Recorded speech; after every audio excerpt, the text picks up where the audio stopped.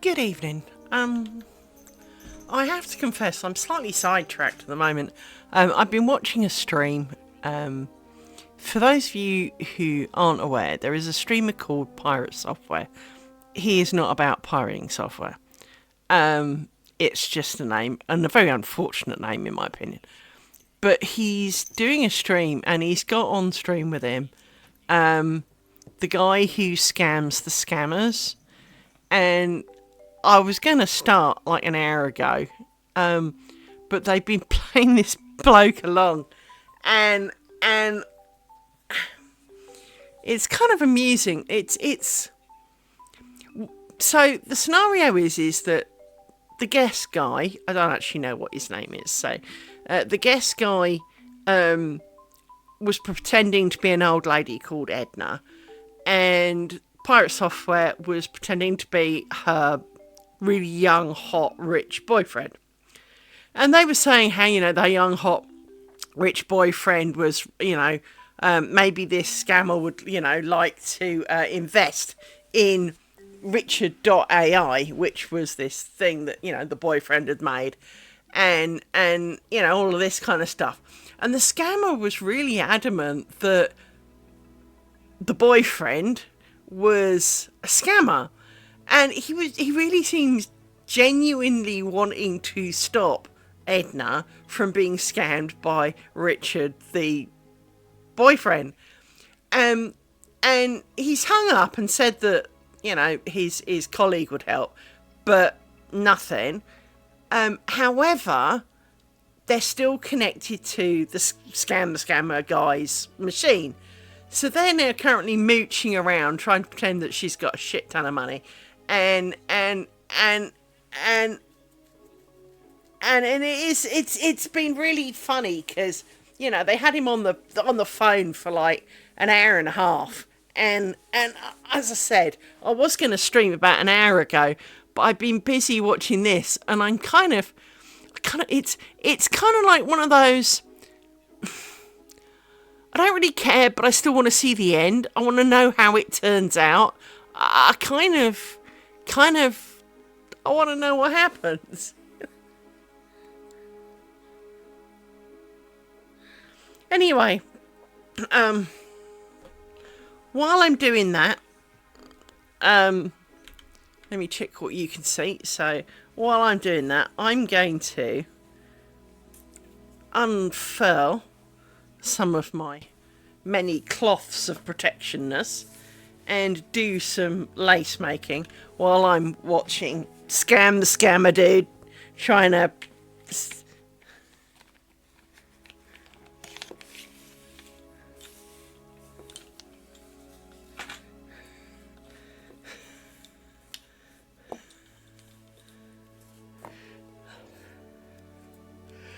Ooh, sorry, I've got the yawns already.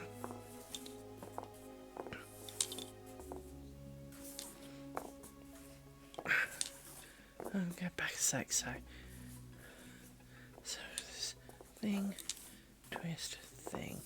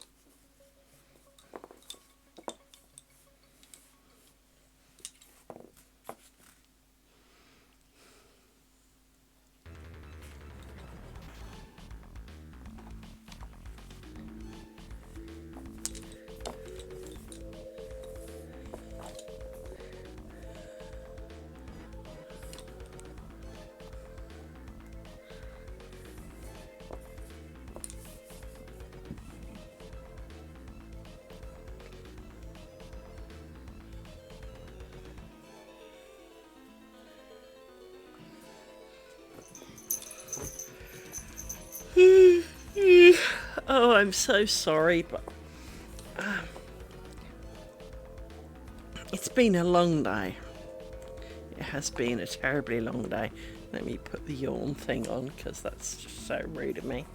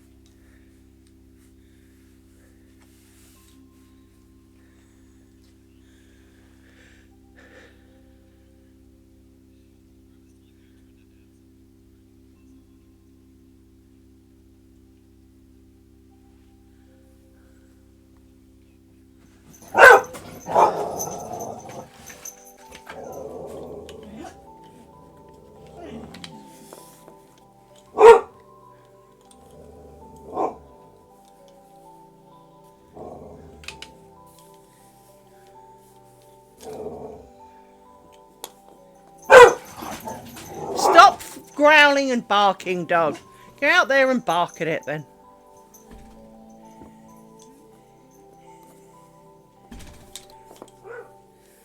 Woofty dogs.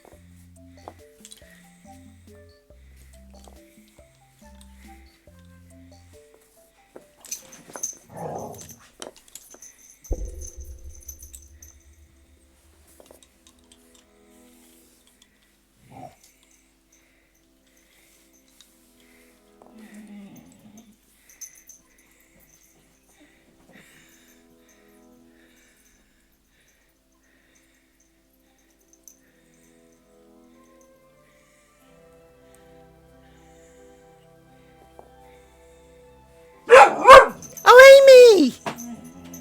Enough noise.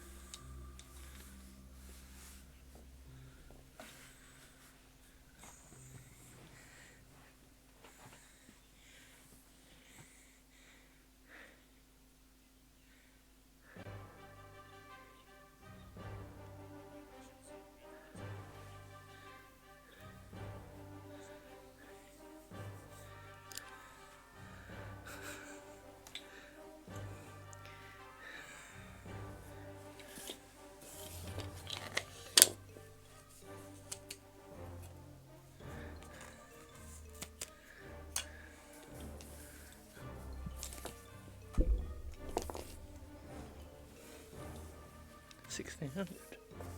That's...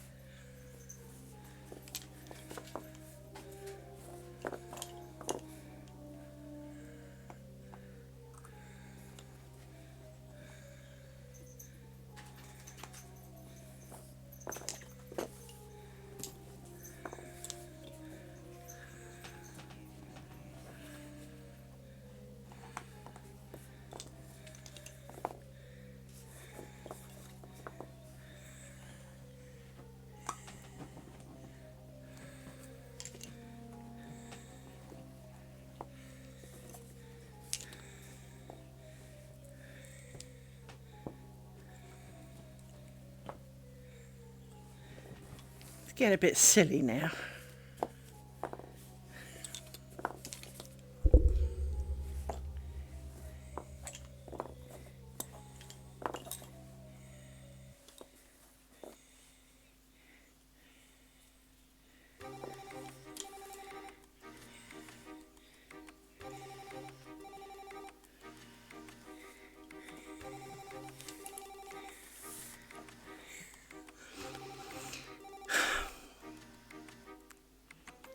Problem with all of this stuff is that they either it feels very contrived, because you know how, like, when you watch something on TV and they kind of fall for things that no one would fall for, and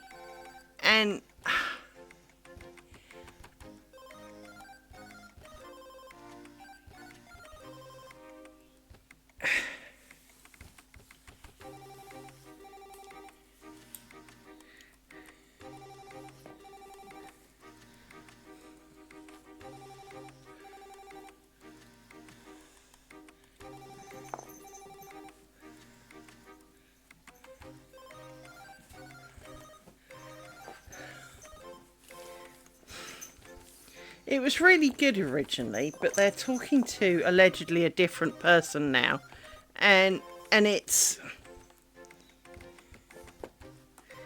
is, they've kind of lost the point which was that the scammer was trying to scam her out of a load of money. And the scammer, in quotes, is trying to protect the scammer guy from Thor, and it's just kind of getting. It's like when you watch a film and the start of the film's really good, the trailer was really good, and halfway through you realise there is no story. It's kind of gone off the rails.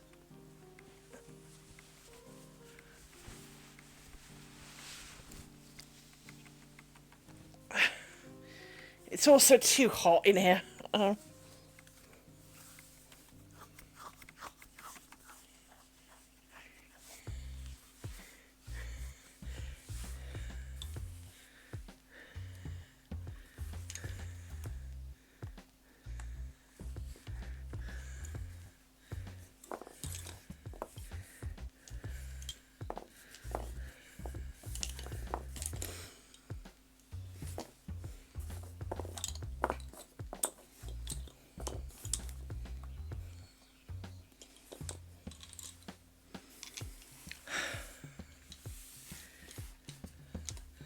This is just getting a bit daft. It's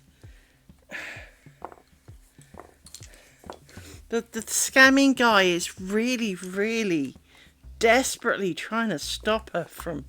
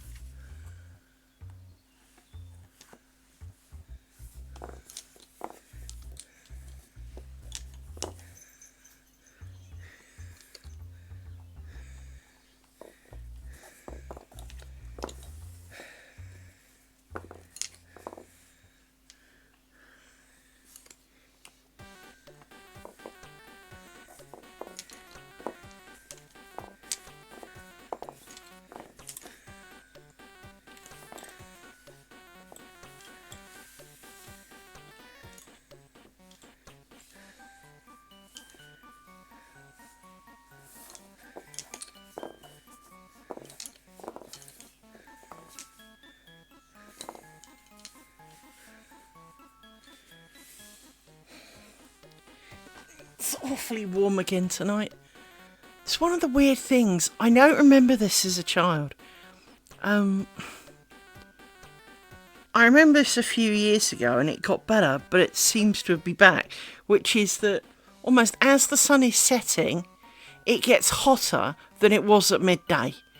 And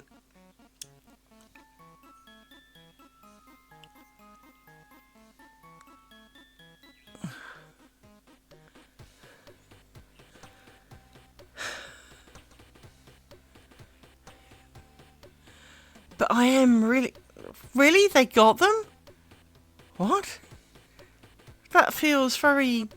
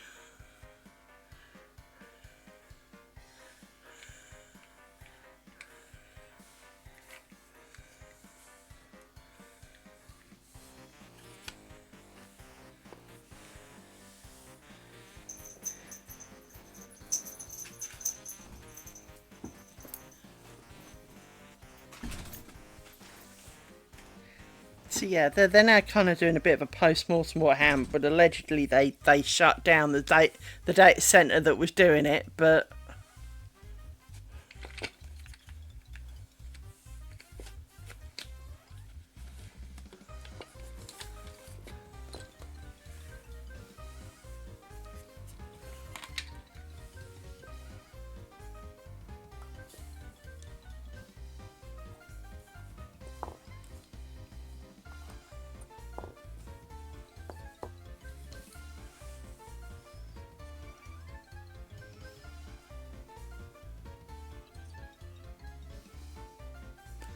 so I'm very confused. They were talking about, they had Thor pretending to be this boyfriend, and and the scammer guy is kind of going, oh, we got them shut down, but all we saw was him pretending to be a woman and Thor kind of acting all jealous, and then it was over, and it was kind of like, okay. Yeah, bored of it now. Okay. I'm confused. Hello, Silkenham. Oh, for some reason my thing's not reading out messages. Why is it not reading out messages? Thanks for turning up, people. Maybe you got a little lost in Thor shouting down the phone at people. Yes. As I say, I do apologise. I do apologise for the. I'm kind of not with it because it is really hot. Alexa, what's the temperature on the downstairs thermostat? The downstairs thermostat temperature is 22 degrees. It says 22. My arse is all I can say to that. It's really hot. So, yeah, I was listening to Pirate Software and the Scammer Guy, which is why I was so late, and what I was listening to until now, because they were trying to scam the scammer, and apparently they succeeded, but we didn't really see anything, so it kind of it started off really good, and really entertaining.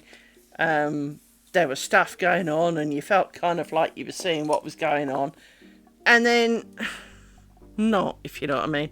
As I say, from what we saw, all we saw was the scammer guy pretending to be kind of like a lady, Thor pretending to be her boyfriend, and the guy kind of goes, oh shit, and logs off, and then the scammer guy goes, oh, well, we got them. Did you? Well, we didn't see you do nothing. So, apparently, so it's a little very confusing ending. I was hoping that we were going to see a bit more than that there was going to be a bit more behind the scenes kind of, there'd be like his fake desktop in one corner and a kind of a bit more of what was going on in the other corner, but apparently not. And my dog's being annoying. Yes, they are.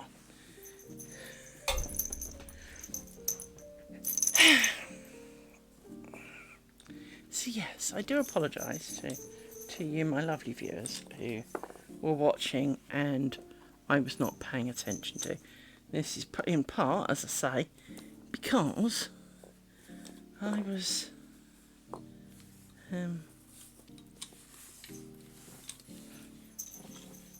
intently listening and half watching to see that something would happen, and well, it didn't really. So it's like one of those films where they get to the end, the credits roll, and you kind of go, oh, so what actually happened at the end? Yeah. There was a film I watched with Karen Gilligan in it, so the lady who plays Amy in Doctor Who. She's kind of like, she's diagnosed as being terminal. They get like this AI bot thing that has to learn to be her so that it will take over her life. And she then gets told that she's not actually going to die or something. and so they've got this spare kind of clone, and one of them dies, but you never actually get told which, and basically, the real one gets really depressed because, well, this bot seems to be taking over her life, and at the end they drive around a roundabout. There's a really big car accident. One of them's dead, and well, the film stops, and you're like, there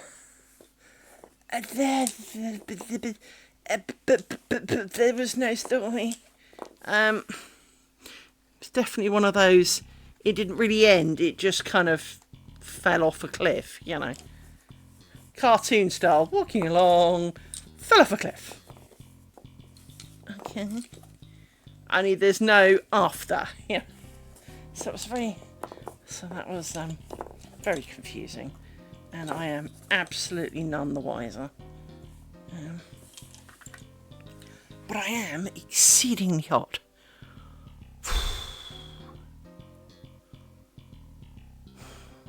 As I said, that I used to chat with a guy whose screen name was Archer, and Archer and I used to have a lot of conversations about this time of night because he kind of works nights, and it's 20 past 8 here. The sun is going down, gone down. Kind of can't tell because it's behind low trees, but I would guess it's real imminent. Alexa, what time is sunset? Sunset will be at 8:53 p.m. today. Okay, so we've got about half an hour. Imminent then. But it gets roastingly hot at this time of night, and I don't get it. And as I said, it did this a few years ago, and then it seemed to wear off. And because, I'm not saying that it should be cold in the evening, but that it would be hottish at like 1, 2 in the afternoon, and then it would slowly get cooler. Yeah, I mean, I can't hear you, so I don't know why I can't hear you, because I know my sound is working. Let me... Yeah, I've got sound in my ear.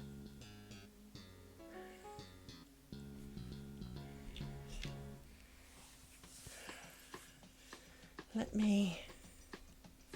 Oh, I know what it might be. Hang on. I hate the fact that SpeakerBot minimises to the tray. When you try and open it, it doesn't actually... That streamer bot. I always open the wrong bloody one. Here we go. It's not picked up anything.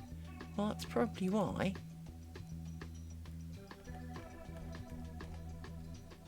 Yeah, it's not picking anything up.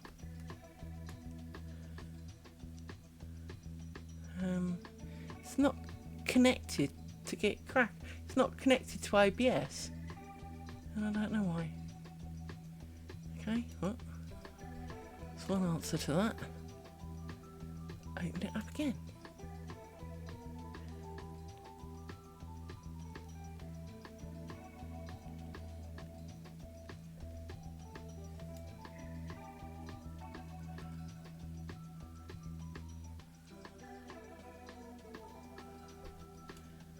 Go on then, can you say something else for me then? See if that helps.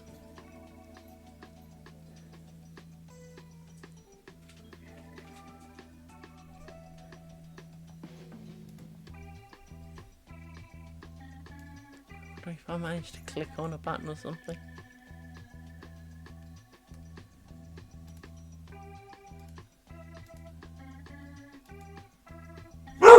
Shut up, dog!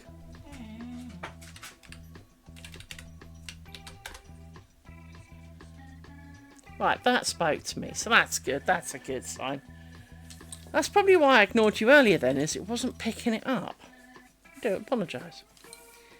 But yeah, it does. I don't see how it can get hotter. I mean... It's kind of defies logic, and it didn't used to. It didn't used to get hotter.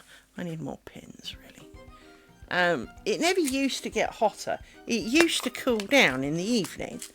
But sometimes, like now, it gets hotter, and it's stupid, and it's horrible, because it's not a nice hotter, it's a kind of like standing at the edge of the sauna, but not actually in a sauna, but it's hot and horrible, and almost like there's a smell to it as well. There isn't a smell, but it feels like there should be a smell.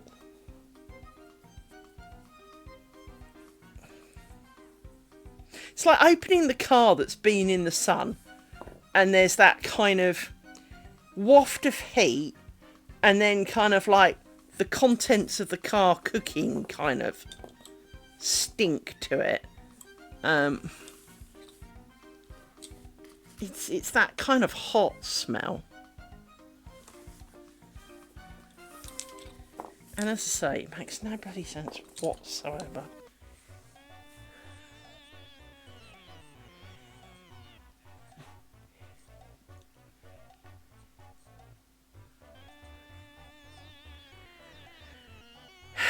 Yeah, I mean, you know, I have to point out here, we in England don't do AC. And it is around this kind of time that you sorely wish we did, right? We have air conditioning in shops, and predominantly most office buildings of a reputable sized company will have an aircon unit, but homes don't. And it's just too hot. I'm sitting here almost like a fish, mouth open. Because I'm asthmatic, I tend to breathe with my mouth open anyway, which is terrible. But it's partly just because it's so hot. You pant like a dog.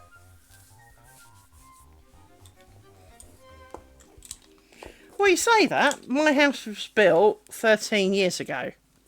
Well, actually a bit older than that. And calculation in progress. It's 17 years ago, something like that. So not really that old at all. But again, you know, houses, even modern houses, aren't built with cupboards, air conditioning. They just don't put them in. It's just not normal here. Even the houses.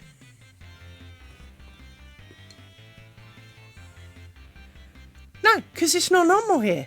No one has AC at home. It's just not normal. And if you saw our electricity prices, you'd probably understand why.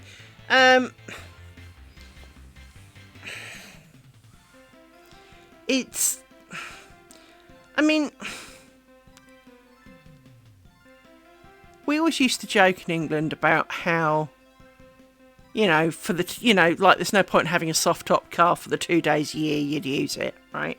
And that is pretty much true. Because over here our weather is generally wet. And even when it's not wet, it's thinking about being wet. And so like yesterday, I didn't stream yesterday because there was a rip-roaring thunderstorm overhead. And I mean overhead. When I say overhead, a lightning strike in the field next to me, overhead, right? Well, technically it was the field over, but it's where the electricity thing is stored for here. And so it kind of looks like it struck. Now, obviously, the electricity thing has a pylon that helps bypass this kind of event, but it struck where the electricity kind of feed is to where I live. So, it was close.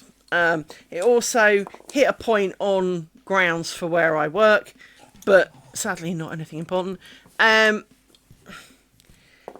Otherwise, that would have been a bit more fun today. So, and it was quite heavily going. There was lots of rumbles. The dogs were getting really, kind of excited by it all. So even, you know, I was a bit worried that I'd start a stream and almost the instant I did, the electricity would go and, you know, it would be a 12-hour power cut or something ridiculous, you know. So I, you know, with all the best will in the world, didn't do it. It feels like it needs to thunderstorm again. It's that really hot, sticky, can you just get on with it kind of feeling. Come on, Rory. Oh, and to make matters better, I assume in part due to said thunderstorm, I got up eventually to get a bit more drink because, you know, girl's got to put fluids in. I got up, got to the kitchen, it was like, my trousers feel a bit odd. Put my hand on the back of my trousers thinking, you know, why are they feeling odd? Because I need to point out, my brain is not always the smartest of things in the world. And they were wet. And my first reaction was, because I had bowel surgery 2 years ago, that maybe it was all blood, because, you know, maybe my butt had exploded or something, and it was blood, because, you know, that could be a thing. No, it didn't seem to come off red, so that was a good sign. It didn't smell like blood, but it didn't really smell either. But it was warm. Which is a bit weird. Came back in here, to where I sit, and there is a huge puddle of wet on my couch. Where I'd been sitting. Well, next to where I'd been sitting. And so what had happened was, obviously the dog had either thrown up really quietly, wet itself, or been licking, and I'm gonna go with throwing up. Reason being, for the remainder of the evening, I obviously, you know, took my trousers and pants off because, well, they were wet. You know, checked the couch. There were, you know, there was no sign of anything much I could do about it. Eventually went to bed. Got up this morning. Now, I shut the door to here overnight because it's got my computers and stuff in it. The smell, because it was warm, the smell. Oh, dear Mary, Mother of Jesus, the smell. And I've had to sit in here all day. And I know there is still an emanation. Now, it's not as bad as it was. It's looking fairly dry now. But this morning, it still looked like I'd taken a tiddle on the couch.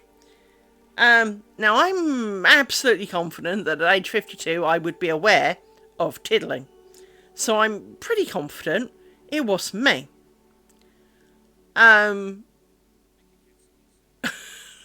I mean, I can't promise it, but I'm as confident as I can be that I am normally aware when I go piddle, so... And it didn't really smell of piddle. But it did smell like I drank water and threw it up really quickly. So that it had been inside and it was warm, but it wasn't just water, but it wasn't really a lot else. And so this smell has been haunting me all day. And I've been sitting here trying to do work and kind of going, and of course trying not to sit in it as well, because of course it's still a bit damp, you know. And that's not helping with the that's the humidity factor of the hour, right? I assume it was Rory. Now, the reason I say that is not because Rory is ill. Rory has always been prone to this ever since I've had him.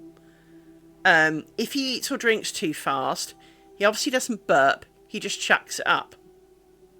And it's not like you hear a big fat retch with it like you do with a lot of dogs. He does do it pretty quietly. So what all you might hear is afterwards. Well, he grinds his teeth and does all sorts of things. So it's not exactly an unknown sound. So if all you hear is kind of whatevs, right? Especially if he's asleep, right? But it is almost exact. Well, Amy wouldn't sit on it this morning, so I'm confident it wasn't Amy's. See, yes, it wasn't yours, was it? No, pretty confident it wasn't yours, little one. Yes. pretty confident it wasn't yours. And, well, funny enough, he's back where he often sits, and it's like 2 inches from his nose, so I'm confident it was the poor little man. And I assume what he'd done is he'd gone in, drunk a load of water, chucked it up, and went, oh, well, a bit late now. And left it. He doesn't normally leave it. He normally tries to re-eat it, which is distinctly unpleasant. Or he was licking Amy's ears, which is something else that he does, and he licked it a lot. But that would be a lot. That would be a lot of licking. I mean, it's not damp now. But it is like 24 hours later, so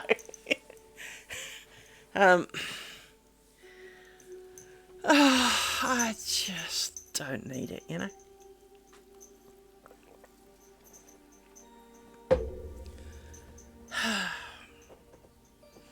So yes, I do love them very much. It's all right. No, don't. That's a really. Hello. I am under siege of annoying dog at the moment. In more ways than one. In answer to your question, how does she not have an ear infection? Probably for the same reason that he doesn't have a bloody butt from me wanting to slap it. Self-control. I do discourage him from licking her ears whenever I can. The problem is there's not a lot you can do. You know, it's not like anti-nail biting polish. I can't put, you know, if all he did was chew her claws or something, you could paint it with anti-nail biting polish. Or spray it with something. I don't really want to spray her ears with anything. No. But you do have kind of, you do get, it almost looks like mildewed ears. She gets like these little kind of marks on the inside of her ears when he's been licking them. Because when I say licking them, he literally gets the whole thing in his mouth and like sucks on it and spits on it. So it is literally dripping wet. And it is very ew. It is very ew. It is horribly ew. And the worst thing is she just sits there and lets him. Fucking bite him. You've been told many times, if he sucks your ears, bite him. Smack him. Slap him. I will back you 100%. I will. Yes. Because it can't do you any good, little one. It really can't. I mean, looking at it now, there isn't a mark on it, and you wouldn't know. But you just don't need it, you know? Seriously, you don't. By the way, that's her licking my hand. I get fed up with them licking my hands. They are quite linkety dogs. Aren't you? Yes. You are lickety, annoying bags of fur. Stop licking my hand. You've made it all sticky now. Well, it's not sticky, but if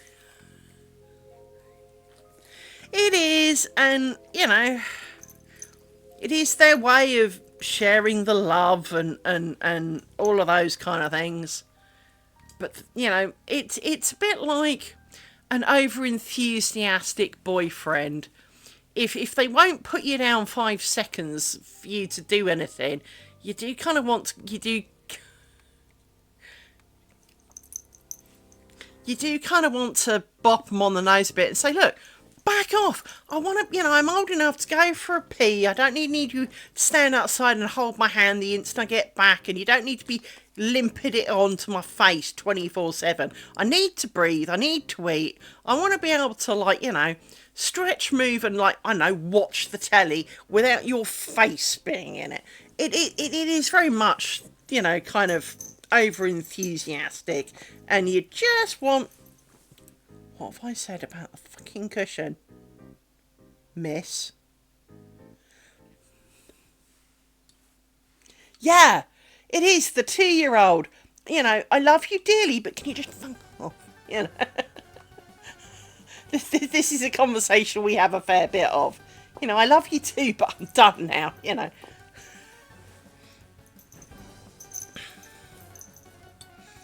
It's and as I say, you know, I get that, you know, they had a traumatic past, and I'm really glad that they got to stay together because they've got each other, and I think that did.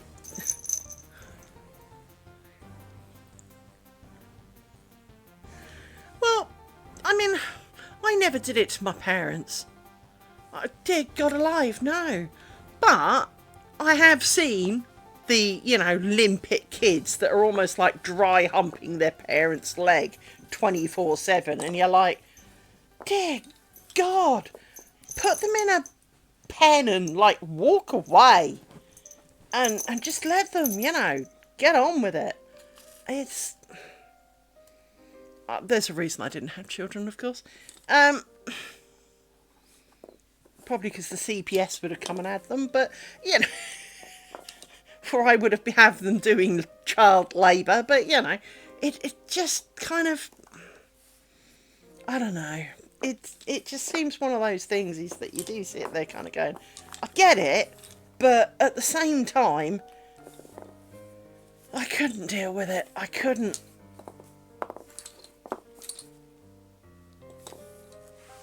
Well, and that's the thing. At least I had the decency to realise it was not a good plan, right? And I'm not saying that everyone, you know, is wrong. You know, I'm not saying that everyone is wrong, because sometimes you don't know until you've given it a go. And to be honest, that can be true with pets. But there are advantages to pets. If I wanted to go out for 6 hours, I can put these two in the garage where it's safe and they've got rubber flooring so it's not cold and it's fairly cool in the summer, and they've got a radio and water and fucking lights and everything, right? But I can go out for 6 hours. Can't do that with a small child. Can't just dump it in a room and bugger off.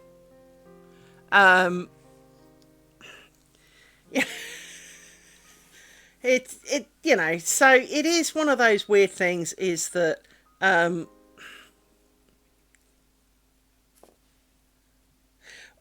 you know, and don't get me wrong, you know, once they're almost grown, well, you know, yes, they go through a really annoying phase called teenagers, but you know, it's, you can rationalise with them, you can explain to them. You know, to be fair, you can't do that to a dog. Well, you can. They're just kind of wasting your breath. But you do it anyway, I will point out. You still tell them. It's like talking to toddlers. You do it, even though you know full well they ain't got the faintest freaking clue what you're talking about. Oh, I've got something to show you. Now, let me hoist the colours of joy. Hang on. Let me go find... No, not in there. It's in here. They do. And it's not always good. Let's truly be honest. It is not always good. So where did you save that to, computer? Where did you save that to? Do you ever notice you hit save as and then you don't pay any attention as to where it put it? Right, put it in downloads. Of course it did. Downloads. Date. There you go. Open with paint. Really? It's not that small. Oh well, it's a very small version of this picture, so I apologise that it will be the grainiest fucking thing you've ever seen in the history of grain. But that's because it's resized it when I hit paste by the looks of it. That's still got it. No, I don't. Let me go like that. Can you see it? Yes, you can. So, if you look at these bobbins, I feel I mean, as I say, they're all grainy, but you get the point. These bobbins really appeal to me. As you know, I've been muttering about ebony bobbins and, well, they're friggin' expensive.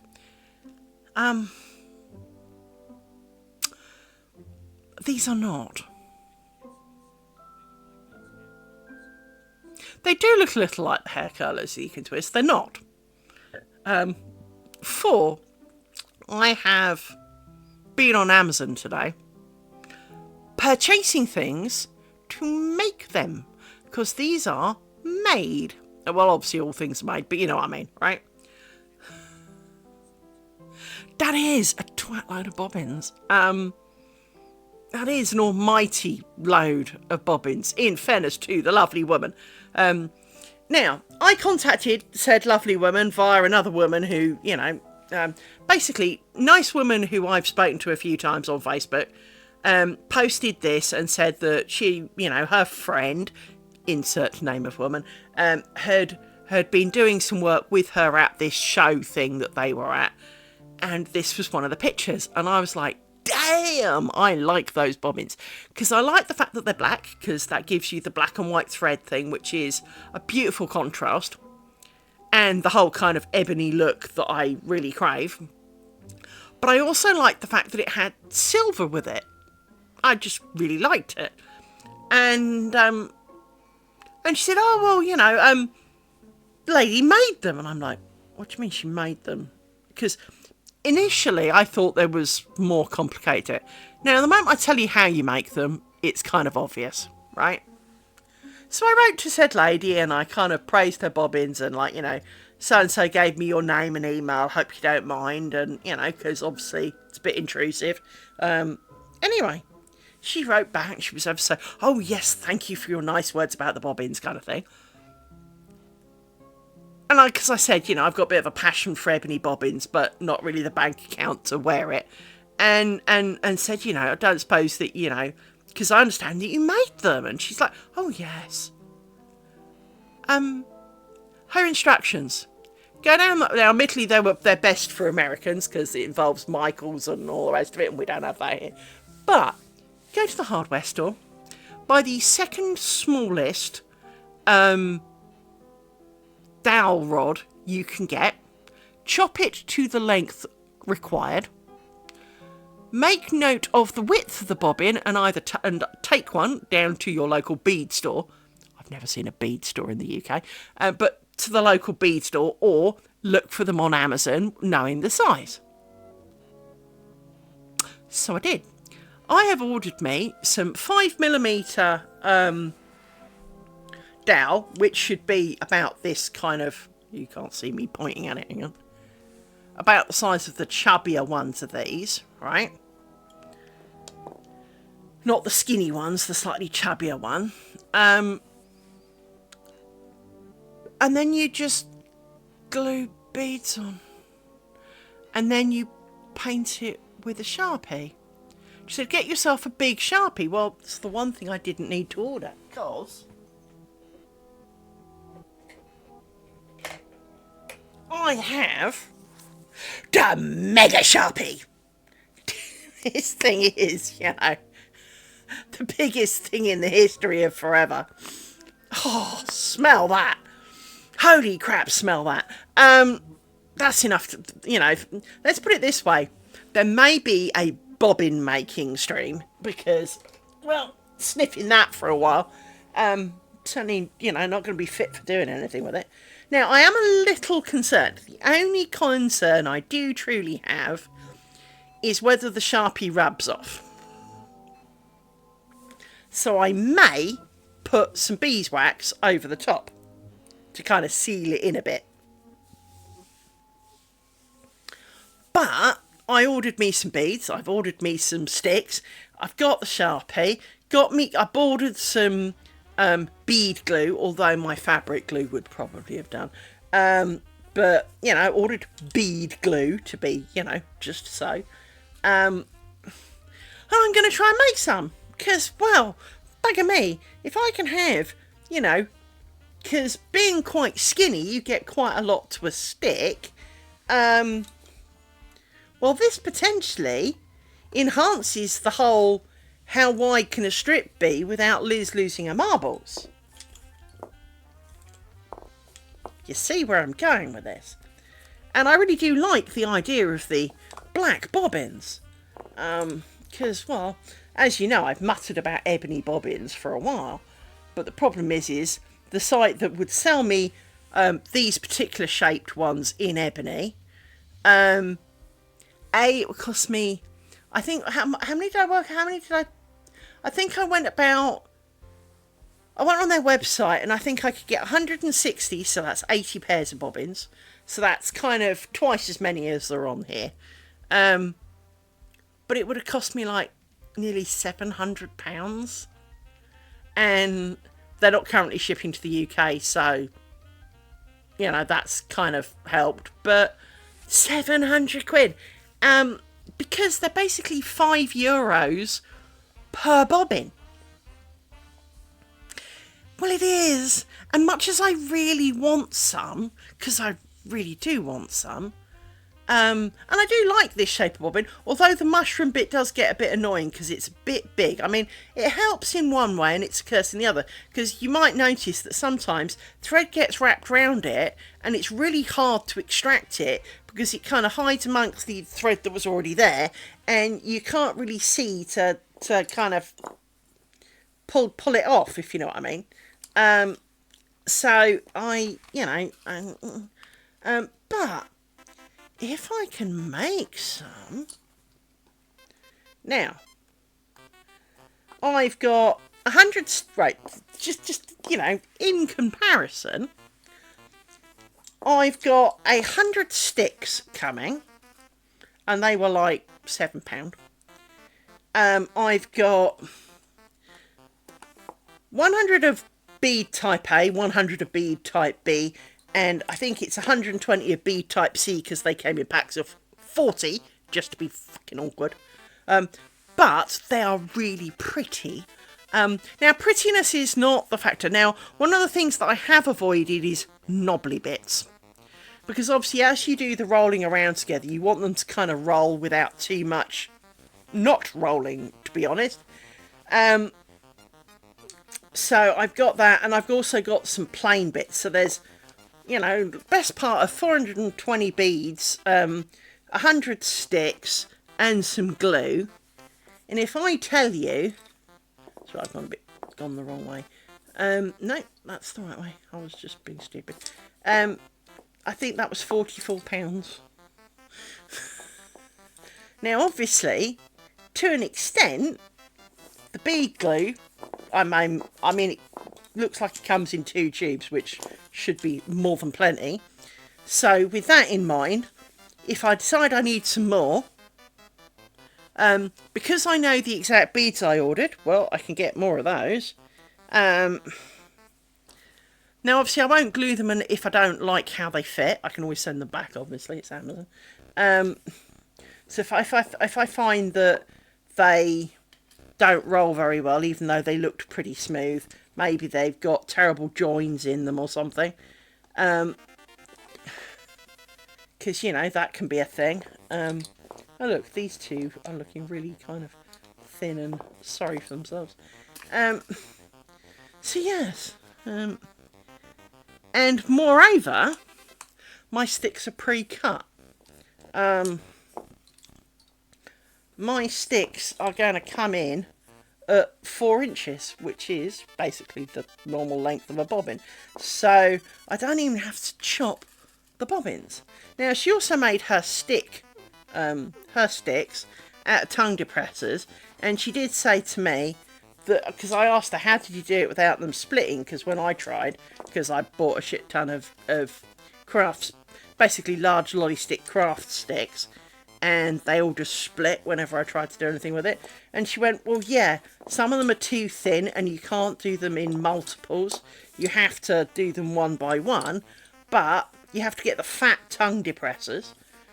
So, she's been really helpful. She's really nice.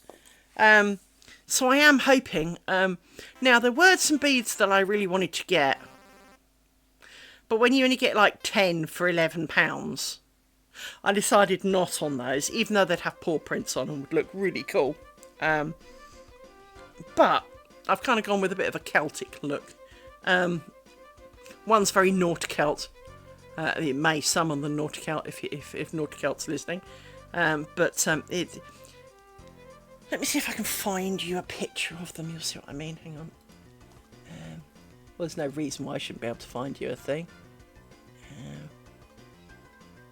So, let's go to Amazon and orders and is it those ones? Yeah, there we go. So if I do browser that, with any luck, yeah, you can see that. So if you look at the big picture on the right, you can see that it looks like a little bit like lace work, or more accurately, Nauticelt's rope work. So I got those. You're not allowed to judge by my Amazon purchase history because, well, there is a fair bit of it. So I got those, which is that ones. I got these ones, which are like kind of blank little stubby bits to kind of bulk it out a bit, to add a bit of weight kind of thing. And then I got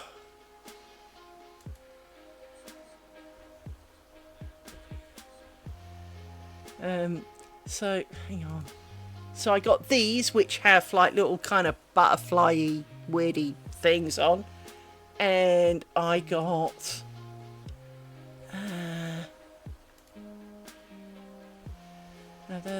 it keeps moving them. It keeps moving them. Or did I end up ordering 2 flat ones by mistake? I don't think I did. I don't think I did. And these are the other ones. So they've got like kind of spidery, weirdy bits on. Problem is every time I go back to this page, they're in a different order. Some glue, some bead glue. Look. For multi-purpose adhesive for rhinestones, beads, fabric, metal, wood, blah blah blah blah. So I'm a bit concerned by the a hint of scent. I'm not supposed to be sniffing them.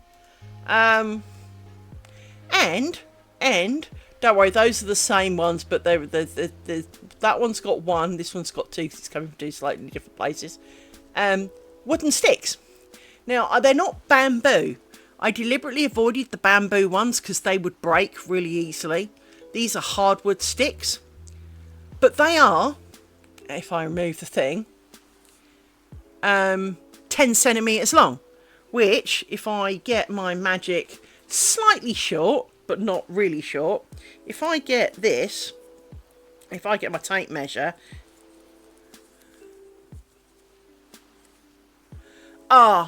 not bamboo as in bamboo sticks like you're thinking of. I'm talking of they end up more like diffuser sticks. They do break really easily. They're made of bamboo, but they're almost like reconstituted bamboo.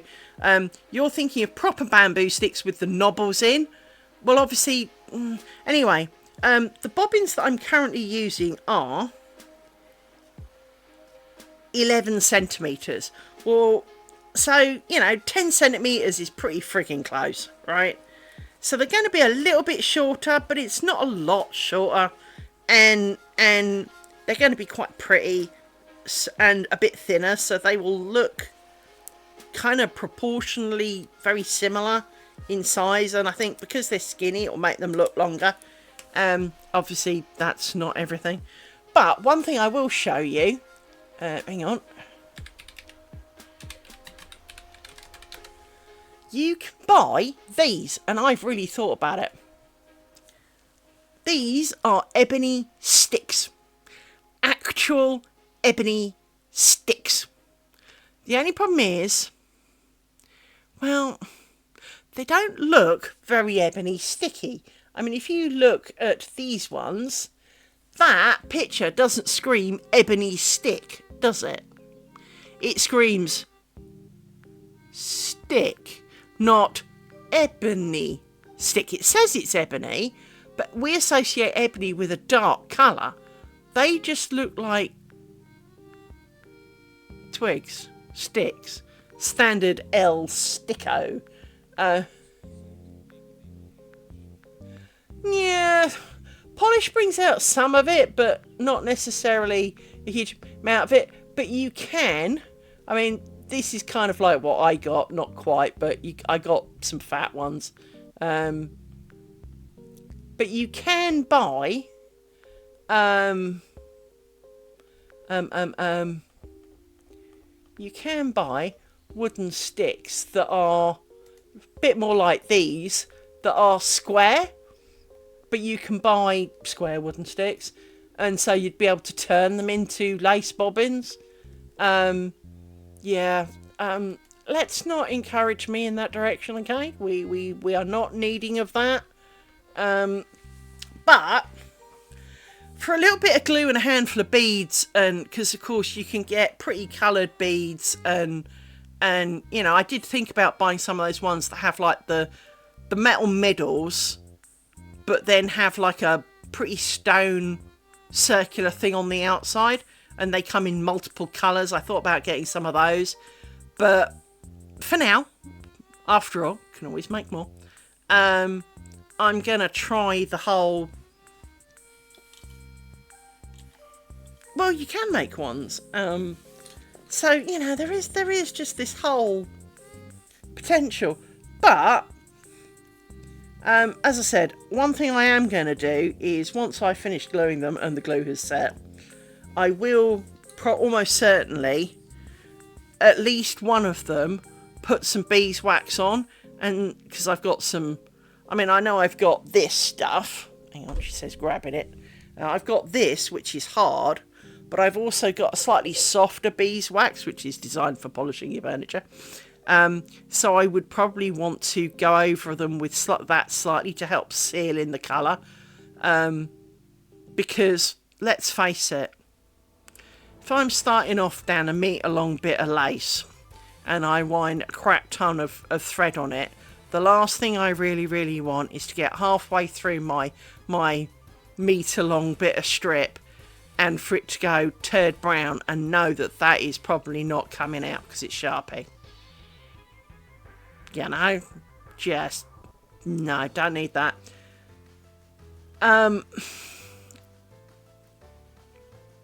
mean, they shouldn't, because they're dry, and as long as you let it all dry and, you know, insert stuff here. But, principles, last thing you want is for any reason, because I've had this, I bought some glorious tablets for tablet weaving. They were beautiful. They were things of glory. They were beautiful and sent from the gods.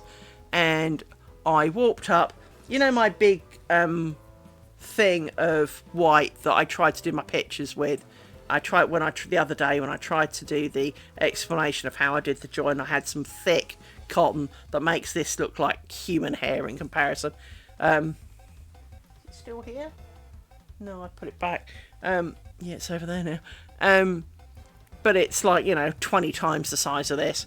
I put loads of that on, and I made like an 8 metre warp with it. And, well, I put these tablets on. They were a joy to work with. But I noticed that it kind of looked slightly odd. Anyway, I didn't think too much of it till I finished.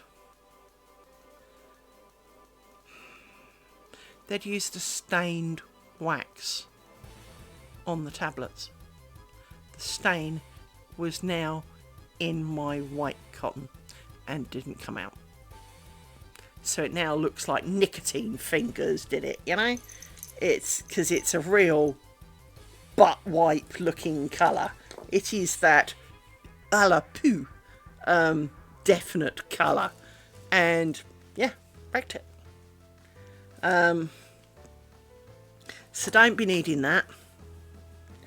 And it's made me very wary because obviously, you know, these people have sold hundreds of these things. I can't be the only one to notice. Or worse, I am, and everyone else is. You know, they've used it on darker colours so didn't notice. It did smell. They did smell glorious, and so I knew they were finished, but I hadn't considered that it would rub off. Now, logic, of course, states that it would, because you have the threads under some tension and you're constantly twisting, moving, pushing the cards backwards and forwards and, doing all of that with it. So you are rubbing it, but you don't expect it to come off in a hurry. Now, I do own a tub of the smelly wax. I've got the non-coloured version. But even so, it's a glorious smell. They actually said to me, "Oh, you need to be careful with it because it really does smell terrible." And I went, "Darling, I'm the daughter of a carpenter. That stuff just reminds me of my dad." Yes, because it is very much a smell I associate with my father. It's a bit like muck spreading. Everyone around here moans the moment Farmer Giles is out doing his... I call him Farmer Giles because I don't know what his name is. But Farmer Giles is out doing muck spreading. Because basically the whole of our village is surrounded by land owned by the lady who lives next door. And her son tends to the fields. So Farmer Giles goes out, does muck spreading. "Oh, it's really smelly."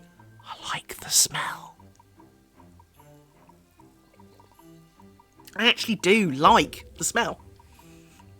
I associate it with growth and future crops and happiness and times down on the farm, and it doesn't smell like dried poo to me. It really doesn't. So if I think it's... Yeah, but it also means if I think it stinks bad, dude, it's bad, right? Well, that's the thing. And I think that's some of the heat smell, is that animals smell when they're hot, all of them. And cows and horses and dogs and everything, sheep and everything, all have a unique smell when they're hot. And obviously, well, it's kind of hot. And I'm trapped in my house, arguably, with 2 dogs. Now, we're not trapped here, clearly. Because I left. I went out the other Friday. I'm not trapped here. No one stops me from leaving, except I don't want to. But, me and the dogs live here. So this house truly does probably almost reek of dog because, well, I don't mind.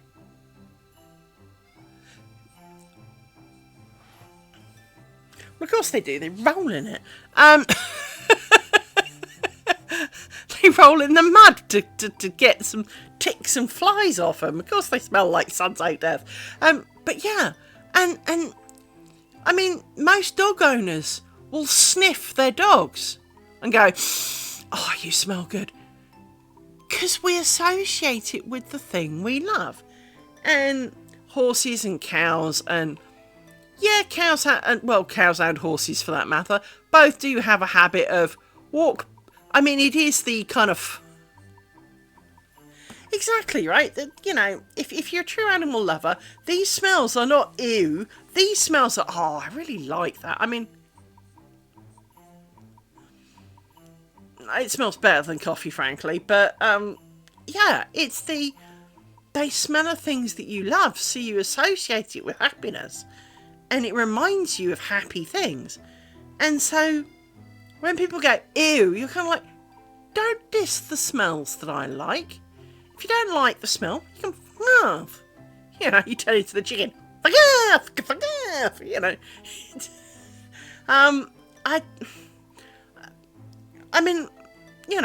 okay, this room has not been the most nice room to sit in all day due to the emanation of couch. But it's not deliberate. It's not like there's, lingering death or anything. It just could have smelt a bit nicer. Well, and that's very much the thing. My house is generally very untidy, and my house is for me and the dogs. You're a visitor. If you don't like it, well, that's fine, because you don't live here. We are happy. No. No. This has Krakatoa in the corner. The mountain of... no, seriously, no, this is not lived in. This is... This is not good. Now, it's over there and I'm not. Doesn't bother me. But it does bother me if someone was to ring the doorbell and say, "Hi, can I come in?" You're going to have to, like, slime a disclosure that you're not going to go away moaning about it because, you know, it's my house, I live here, and you don't, you know. Now, I do have friends, and one of them came round a little while ago. Okay, it's probably about a year ago now, when they're having their car MOT'd. Didn't know they were coming. Ding dong. Oh, hi. As I was working, and, you know, I'm supposed to be working, and it's like, didn't know you were coming. Okay. Oh, I'm only here for a bit while the car's being MOT'd. Okay.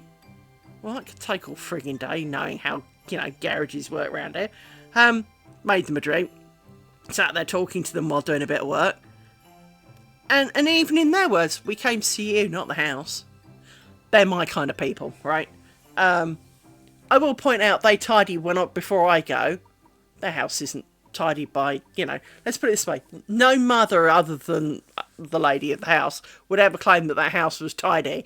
Because, you know, we all know the kind of mother level of clean is that, you know, there isn't an atom out of place. Whereas, for many of us, well, I cleaned up the cat bath. Well, what did you want? You know, it's... There's a path. There isn't any cat bath in it. It's good, you know. Which is kind of more my standard.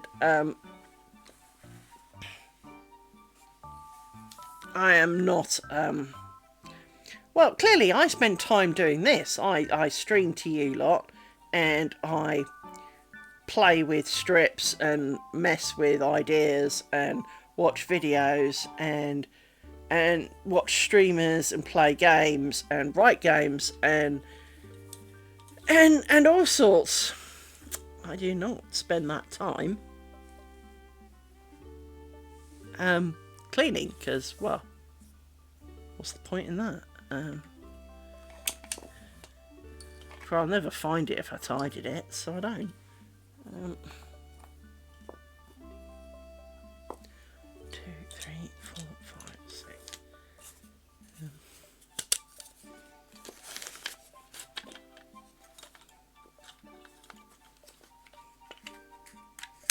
So yeah, lived in isn't quite the right word for this. But I appreciate the sentiment. I must find something to get my neighbour for her birthday. It's Saturday and I still haven't decided. 1, 2, 3, 4, 5, 6. I think a Just Eat voucher.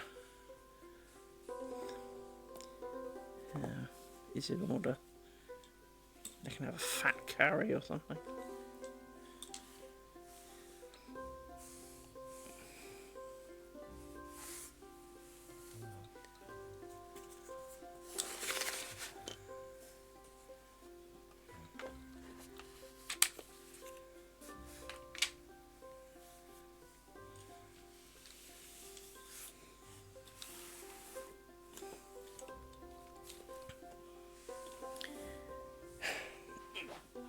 Sleeping doggies.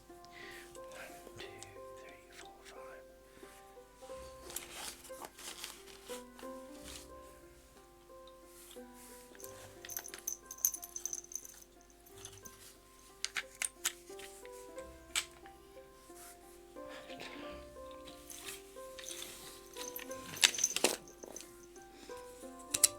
So yes, I don't think today's stream is going to be too long, because although it's now dark, because it's 9:15, it is still arse-numbingly hot here. Distractingly hot.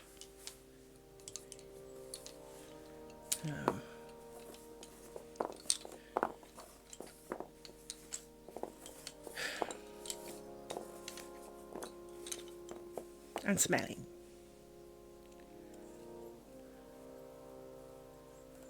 And I did squirt it with Febreze to try and, you know, mask the Problem?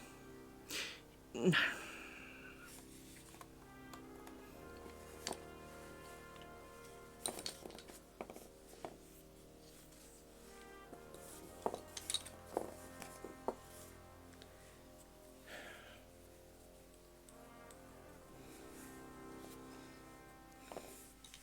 One thing I did think of, potentially, about the whole stick bobbins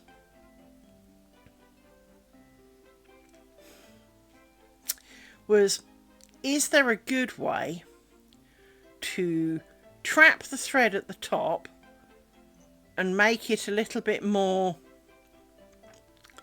reluctant to self-extend? And the answer was, I didn't decide on one. I did have some ideas of a few things. So, for example, if I used an end cap that would have a hole in it, so there'd be like a bobble with a hole, if the thread went through the bobble and the hole, that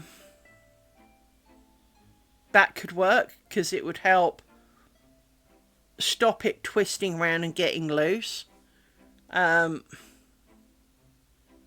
would cause some other issues though, which is that when you're trying to undo it, why does the back of my trousers suddenly feel wet again? No, we're good. Body's lying to me. But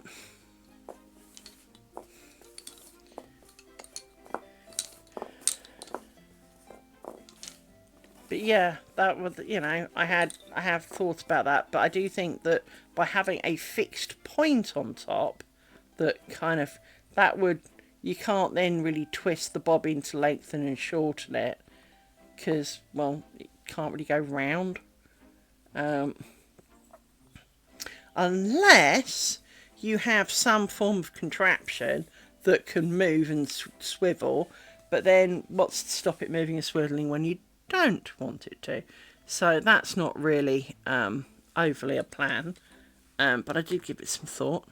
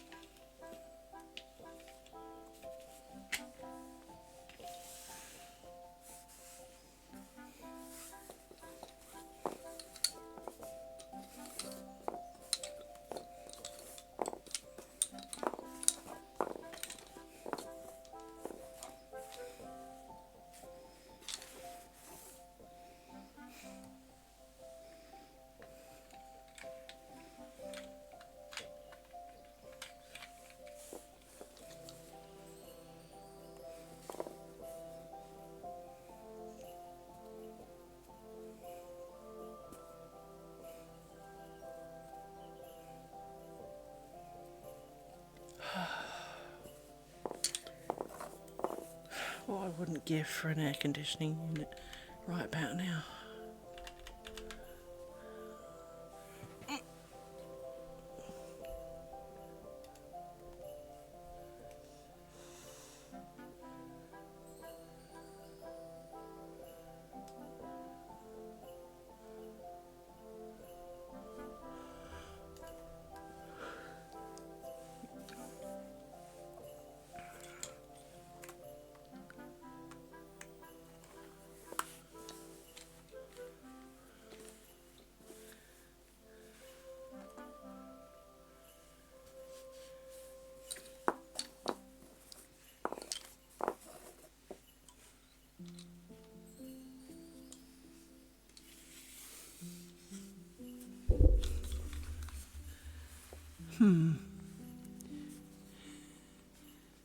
That's the other side of that. That's why, that's okay.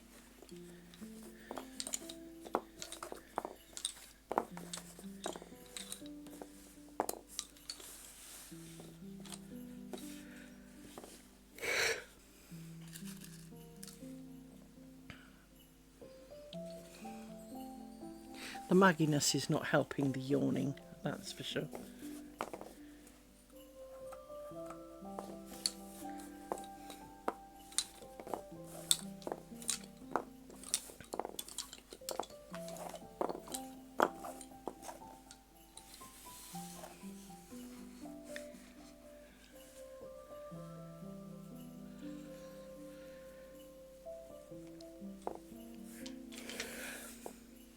Is ridiculous.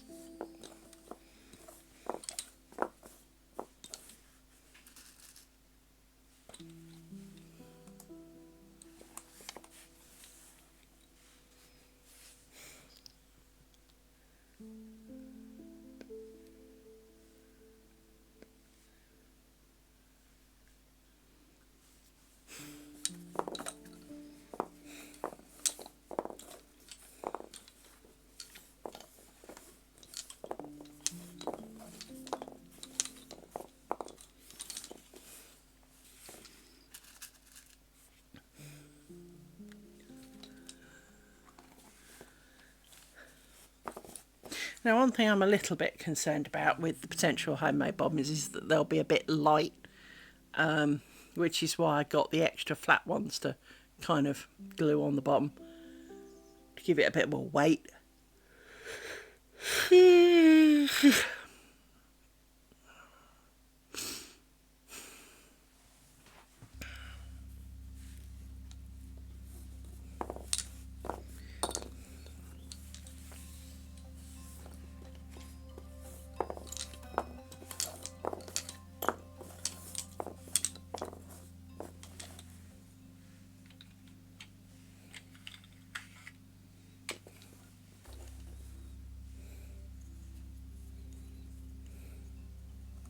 But to be honest, these bobbins aren't particularly heavy, so it's not like I can't cope with lighter bobbins.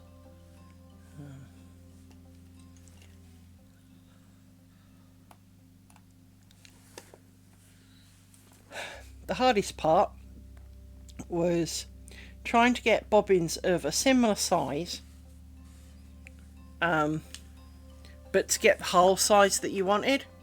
Because if you go onto Amazon and Google, I don't know, metal beads with a 5mm hole, no, you get lots of 5mm beads with a 2mm hole. You can put it in quotes, you can do what you like. It will basically show you random beads. And I've had this before, and I remember phoning them up because I was looking for bee sticks, fun enough. And bee sticks are kind of a similar concept, actually, except you need a hole down the middle, because that's where you're going to put the little rod that holds the as a spool for your weaving yarn. And I knew what I wanted, but every time I tried searching for a 6-inch stick, or 15 centimeters, it would show 15mm. It would show, and you're like, that's not what I asked for. And I ended up speaking to Amazon support, and they and I went, I think it was actually when I was after bolts, and I said, I'm after a such and such size bolt, and I said, I can't find them. Oh, well, of course we got some. What about these? I said, I wanted a this size bolt. Oh yeah, so you did. Well, what about this one? Well, that's also not this size bolt. Oh yeah. And she had exactly the same problem, and she really didn't want to admit that I was right. That finding if you give it a number, it will look anywhere for that number. It will not do like an associated thing like you get on Google, where you can do like, I know, whole colon 15, and anything that is a whole of 15, it'll come back with, as long as it's in that format. No. Theirs just takes the words irrelevant of how you put it, and it's a bit like Outlook. If you type Liz space Kimber in quotes, it will find anything with Liz and anything with Kimber in it. So if you want fish and chips, you don't get fish and chips. You get anything with fish, anything with and anything with chips. Well, lots of things have and in it, you know. It's you know, we live in a world of AI, yet they can't even manage to do a search properly. I mean, eBay does better at it. eBay doesn't do too bad at the whole search thing. But it gets complicated.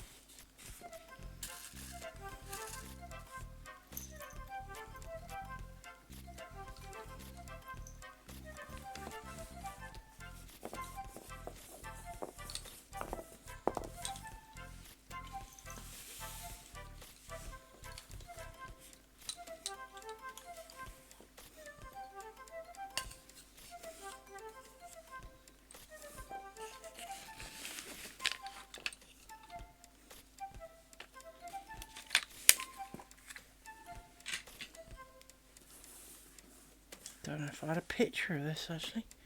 Do I have a picture of when I finished this last?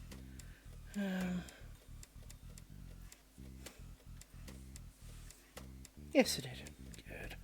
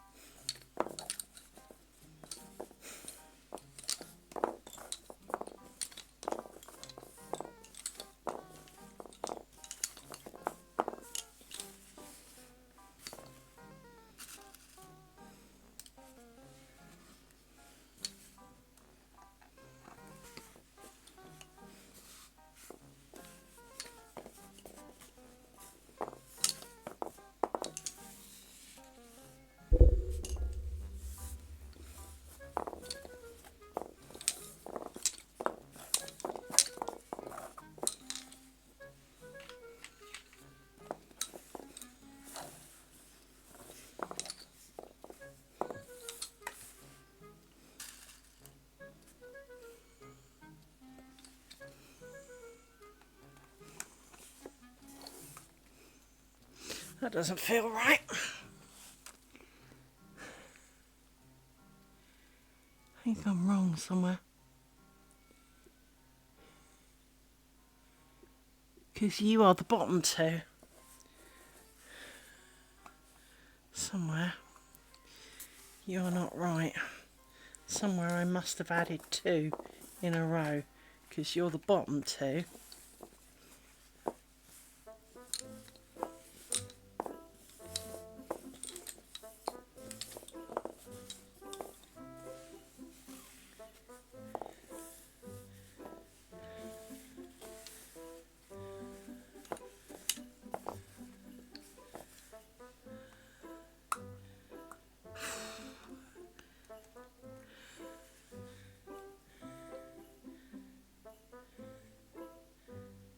Actually, even more weird, it's more like I missed a pinhole somewhere.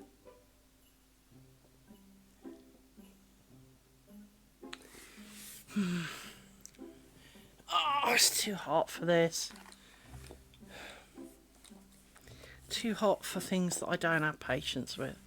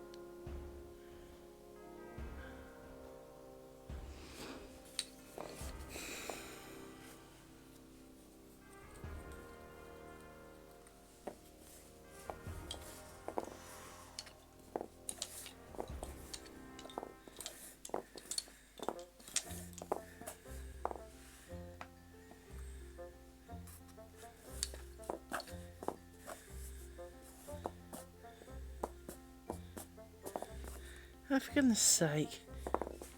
Why can I not tell? There we go.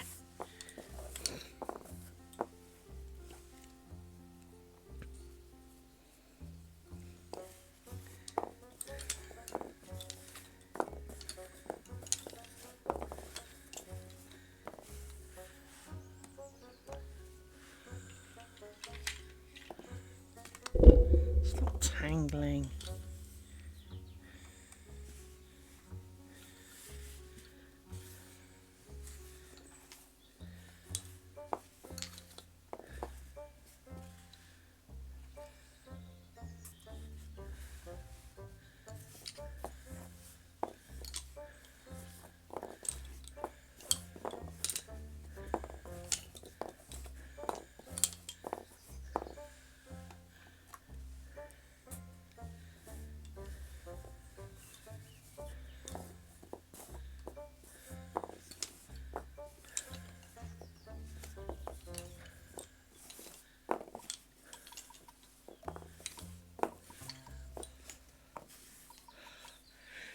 It's also been a weird day. Everything I've looked at seems really bright today.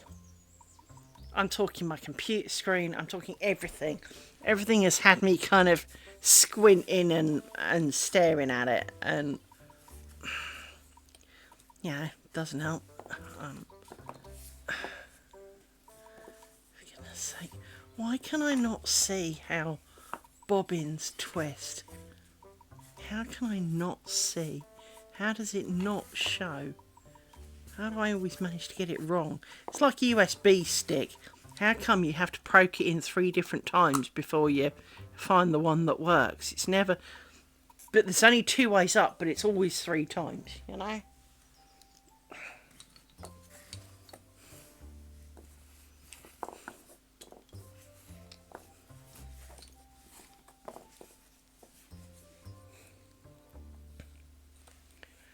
Bobbins seem to twist in the same way.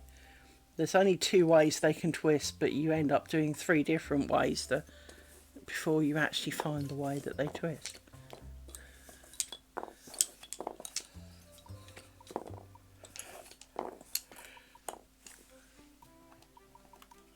And yes, I'm aware I'm completely undoing all of this. It's because I haven't discovered the reason yet. But I am so hot.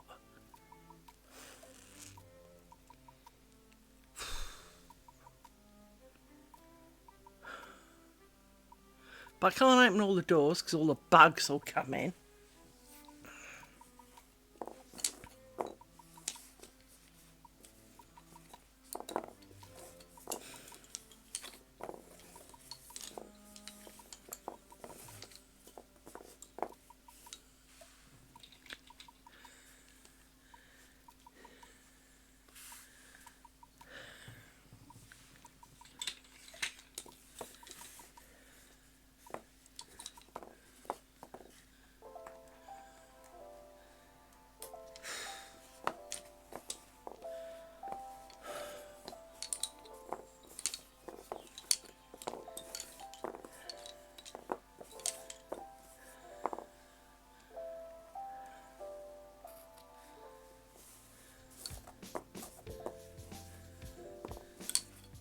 At least if you live near a desert, you've got an excuse. We don't. We're a pissing small island. Constantly having hosepipe bans because there isn't enough water.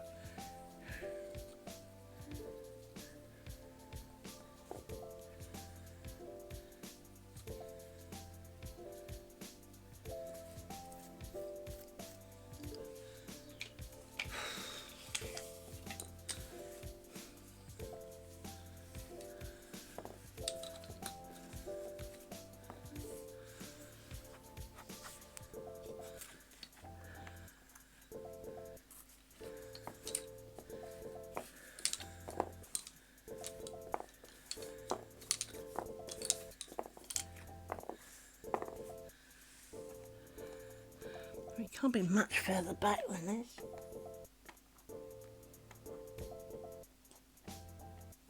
I can see the pin, but I can't get to the pin. There it is.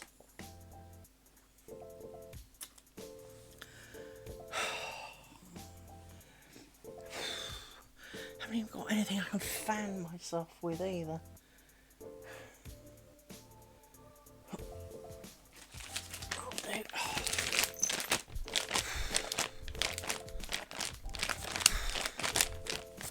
Before you ask, it's a bunch of green lace paper, lace prickings.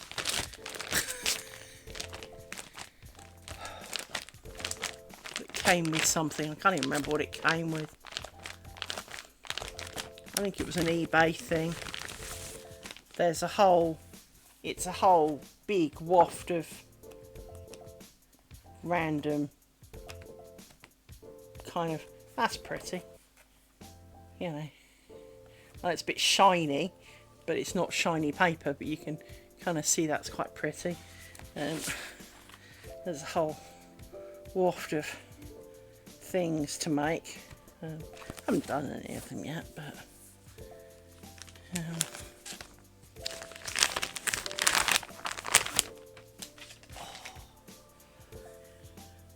let me go for a wee and I'll wipe myself down with a wet cloth. Hang on.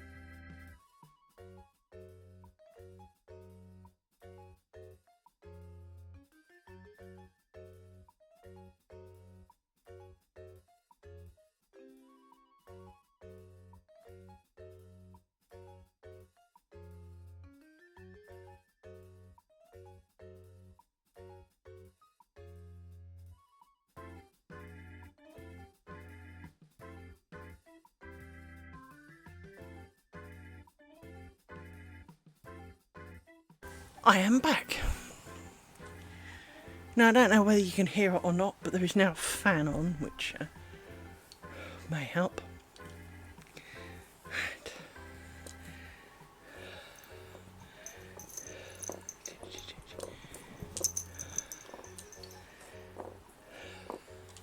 This is moving the air round a little bit. Whew.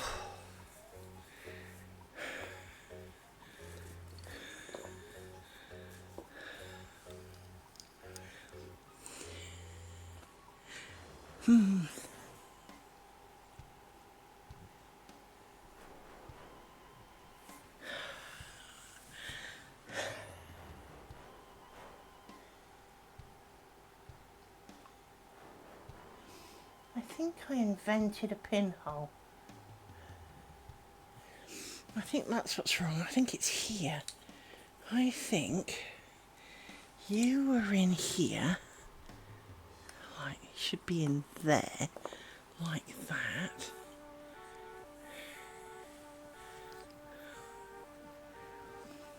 This is the same square. So the reason this has got the kind of weird grey bit on the outside is because I laminated it. If, for example, let me grab one of these again. If I was to take one of these, which has got a pattern on it, as you can see, and just put prick holes in it, chances are you could get a couple of uses out of it if you're really careful, maybe 3 or 4. But it would start really showing the wear. Well, this is square number 8. Ooh, someone's giving me a shout out. Scary. But this because I laminated it, it's given it a lot more strength.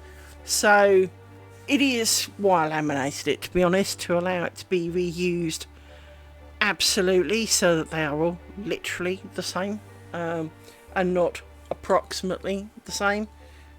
Plus, stabbing 1,000 odd little holes, because it is about 1,000 holes, by the way, in this square, gets really boring. So I did do non-glossy laminate, which is why the outside isn't clear,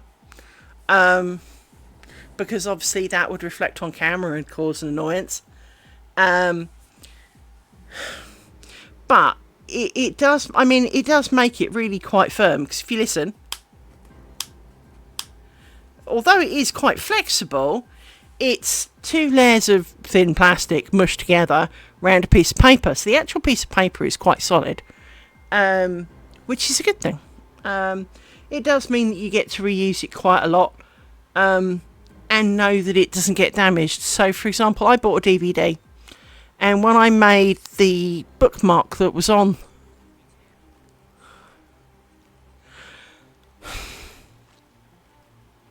yeah, to be honest, leather would be nice. Leather would be good though. Leather would be nice. Leather would make quite a nice backing to it. Now obviously you do have to, I mean, because we've got all the markings on it, you would have to have a way of marking it. And in part, the reason I say that is because not always is, while this is a grid, and all of the pinholes in here are on grid, sometimes they're not on grid. So if you take the strips that I made, she says bringing one in, right? If you take the strips, these,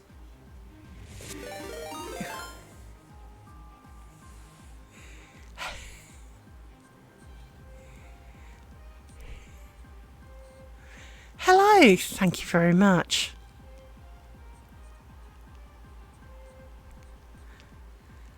Welcome to the Madness.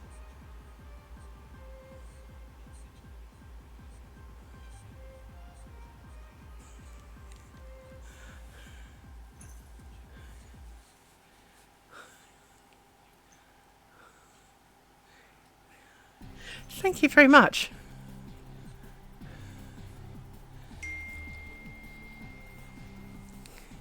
thank you. I was just explaining that while this is all very much on a grid, if you look at, say, for example, here where I've got a 5 prongs.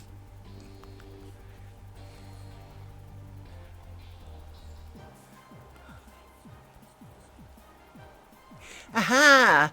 I understand. Yes, because you don't really see the gaps in it, because, well, it's a name. Yes, upcycle. I get it. Yes, upcycle. I get it. No, but what I was about to explain to Davicott was that because you've got here 3 legs coming in, and then 5, that is kind of in the middle.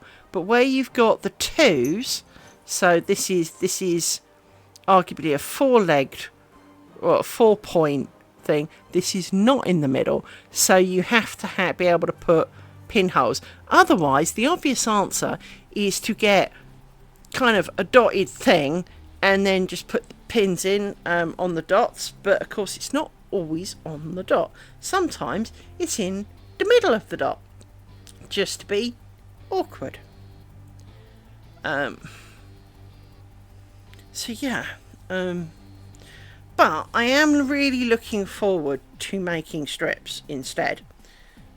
So for those who've just joined, I have been making squares as represented in the top right hand corner, and the number of squares stroke triangles I have made to date.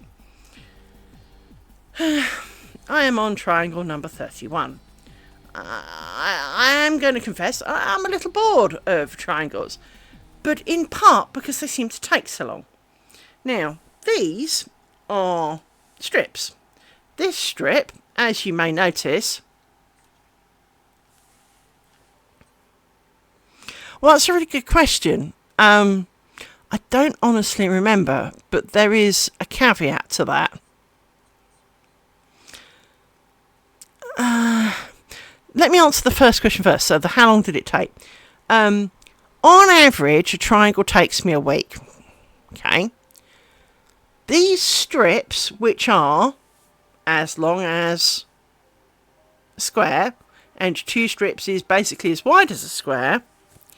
So you would expect this to take 4 weeks, because it takes 4 weeks to do one of these. No, this only took 2. Don't ask. Don't get it. And then, of course, I had to sew them together, because, well, that was the thing. So,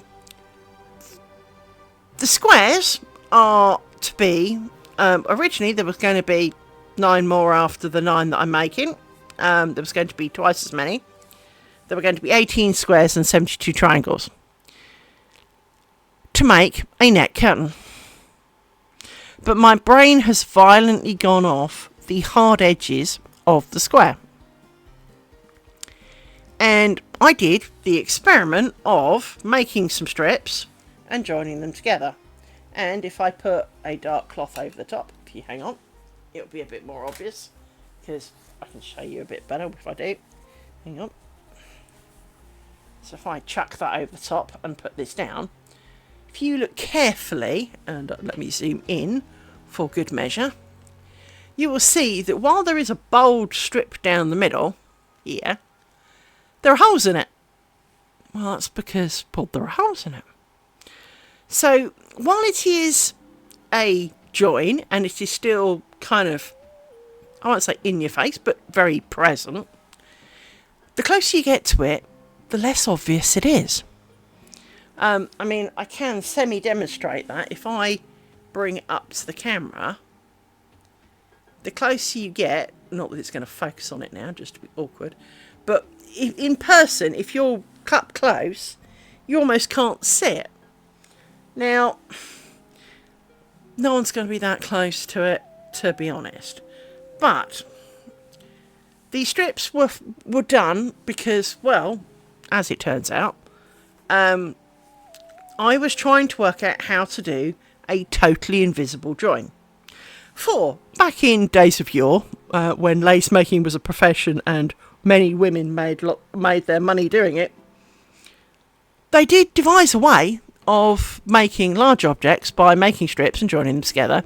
And some poor cow, because God bless her soul, she has more patience than I certainly do, her sole job was to join the strips together. Now, I know how they did it. Those strips are not joined in that manner. They were joined in the would this be good enough manner. And the answer is it's good enough.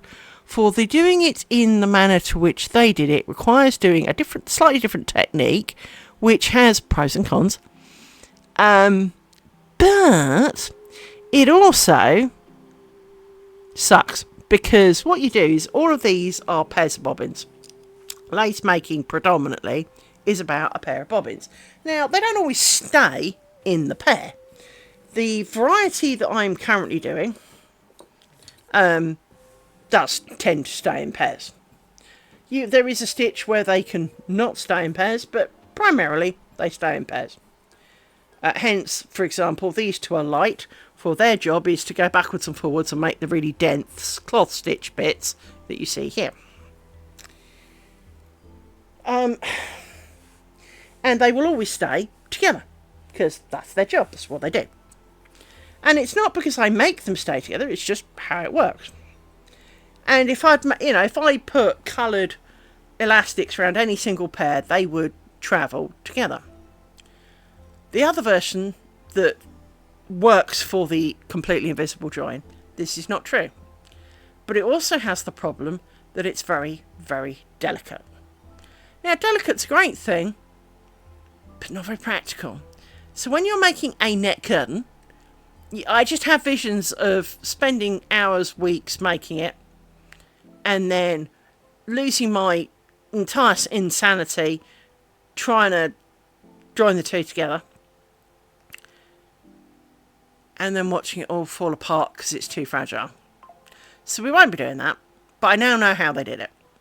And in general, what they did is very similar to what I did for my two strips that I showed a minute ago, is that along the edge, instead of at the edge, what you normally do is one pair kind of runs down, and then in this one they kind of work in and work off again. In the style that you need to make it totally invisible, they kind of zigzag backwards and forwards like this. And, well, they more do this actually, but there we go. The problem with the absolutely invisible join is that you don't have a pair of bobbins on the edge that you're trying to join. You have a single thread. Well, it's not attached to anything now, is it? So, of course, I got 90% of the way through my tiny, tiny test strips, which are around here somewhere. There they are. So, here are my two tiny, tiny, tiny, tiny test strips. Ignore the little excitable ends.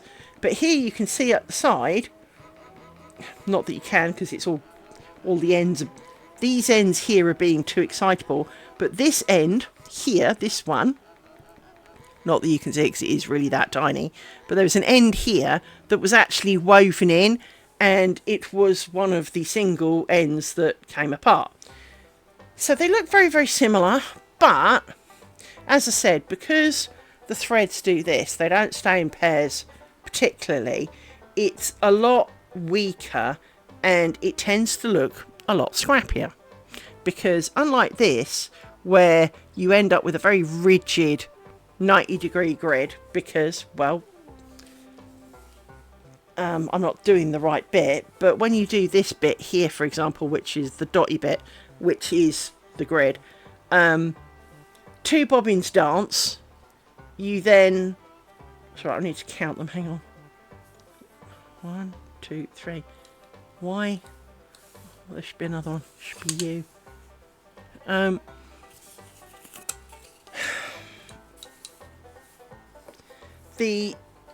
because the way they dance, you do a little bit of a dance, and what was the pair on the left now becomes the pair on the right with a pin in the middle.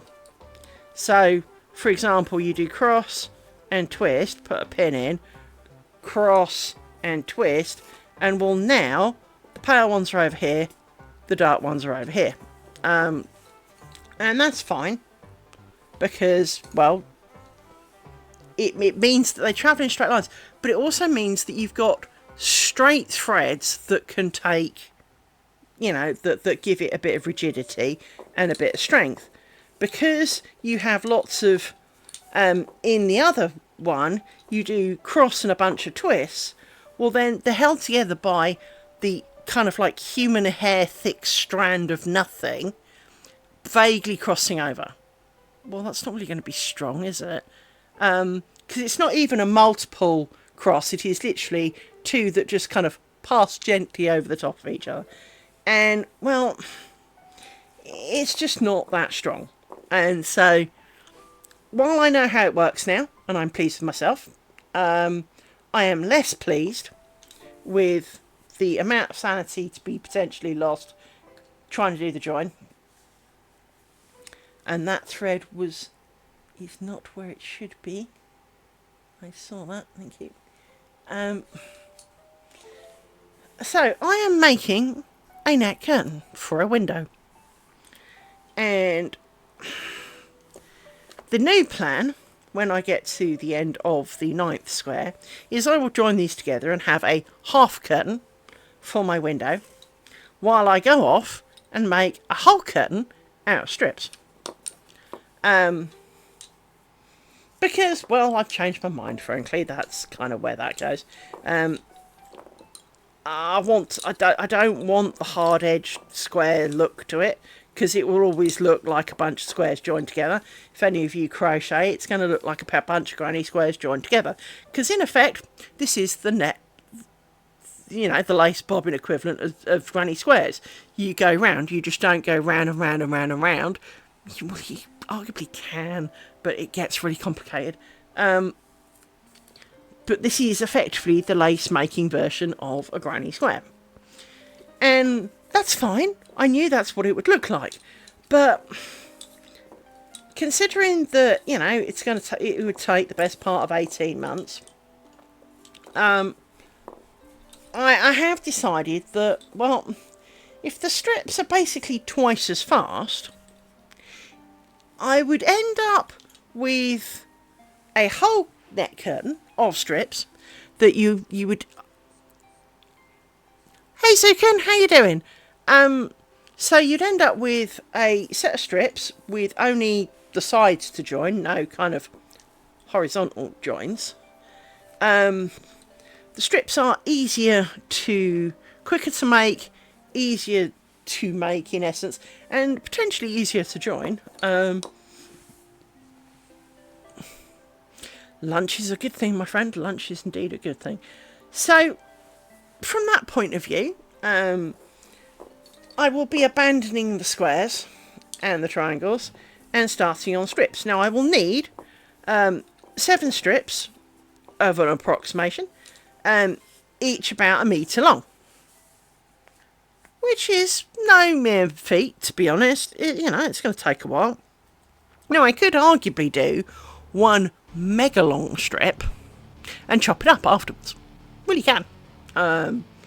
Because there will be a bias tape at the top and a bias tape at the bottom, and to hold them down, and, well, it's going to make it, I can hide a lot of sins in that, so, I could easily make 1 really, really, really, really long strip and chop it up afterwards.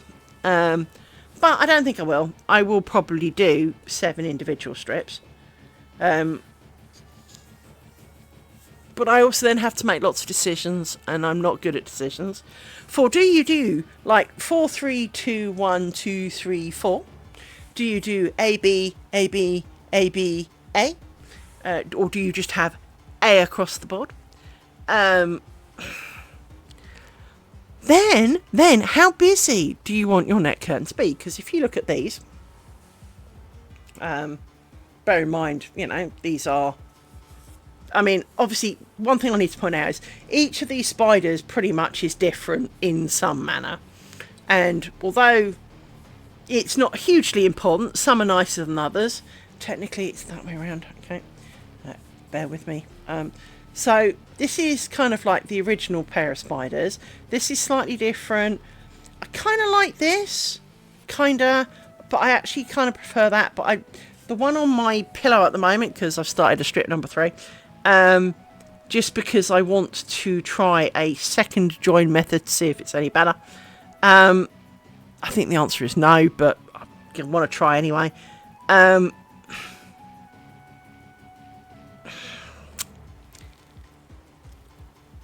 done a different one and I really kind of like it, and I can't really show you it very well.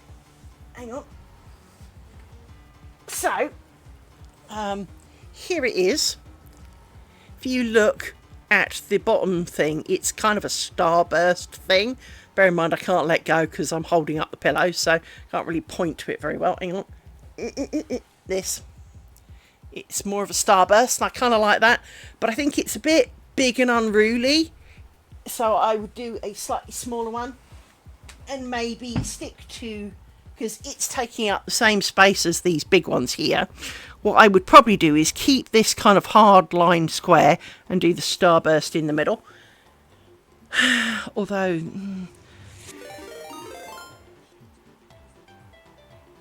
ooh, wow, a second raid, wow. Wow, people.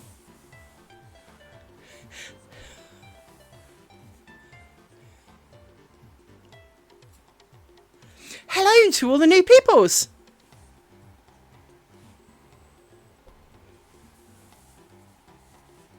I know, it's scary, isn't it, Zukin?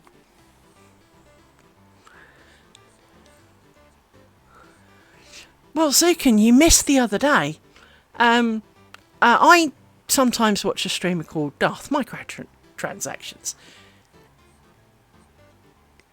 Ooh, teddy bears. I haven't done that hooking for a while. I last made Eeyore, I think, was the last one I made, actually. I was doing a stream the other day, and someone said something in Darth Microtransactions thing, and I said, well, I have, I stream and I get like 5 people. He does, right? I know you have.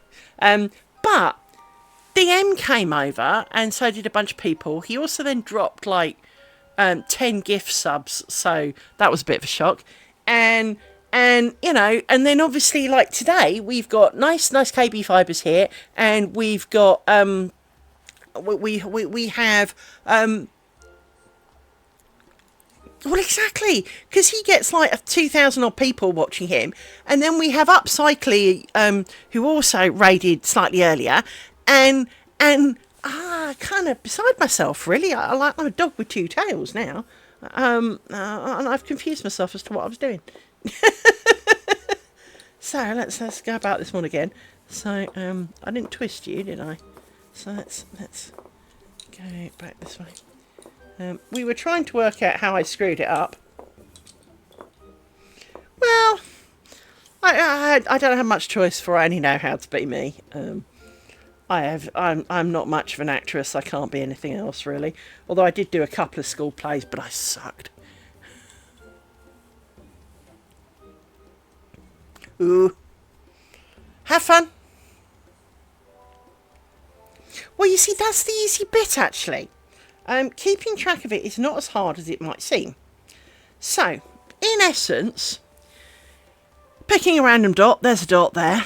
I can't do that dot because I would need, let me zoom in, it'll make a bit more sense because you kind of need to be able to see some dots, and a pointy stick. Let me use a knitting needle as a pointy stick today. Right, so if I pick this dot here at the bottom of this square, right, this one here, let me put a pin in it. So actually, let me put a bobbly pin in it so you can see it, and I'll use a big pink shiny one. So if I wanted to work that pin there, I know it's a bit off screen actually, let me move over a bit, there you go.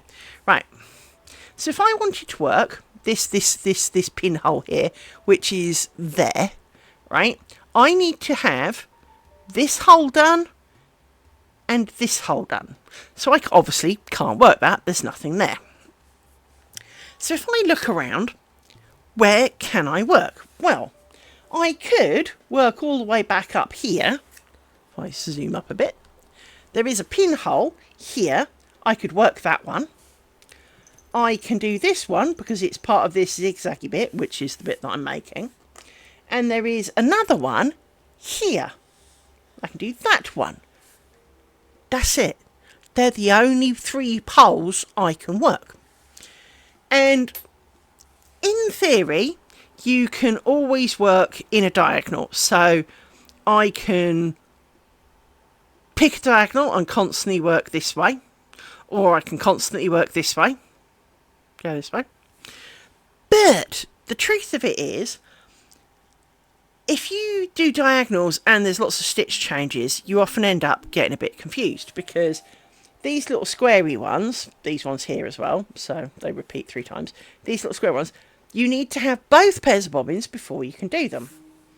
So, well, that would confuse you and make life even more confusing and complicated than it already is. Because, well, you know, confusion does reign from on high. So, what I tend to do is I tend to do chunks. So,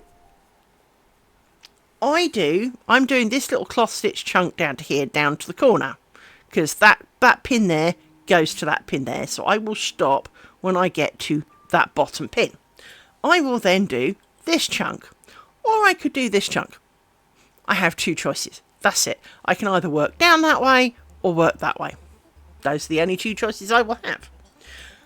Once I have done those, I can then do... Well, actually, there's a cloth stitch bit under here, but principles, right? You know, I can do... I will have 2 choices pretty much wherever I go. Now, when I was doing the strippy bits, which are these bits here, which, as I say, are not that clear because there's a join down the middle, but I was doing half of them.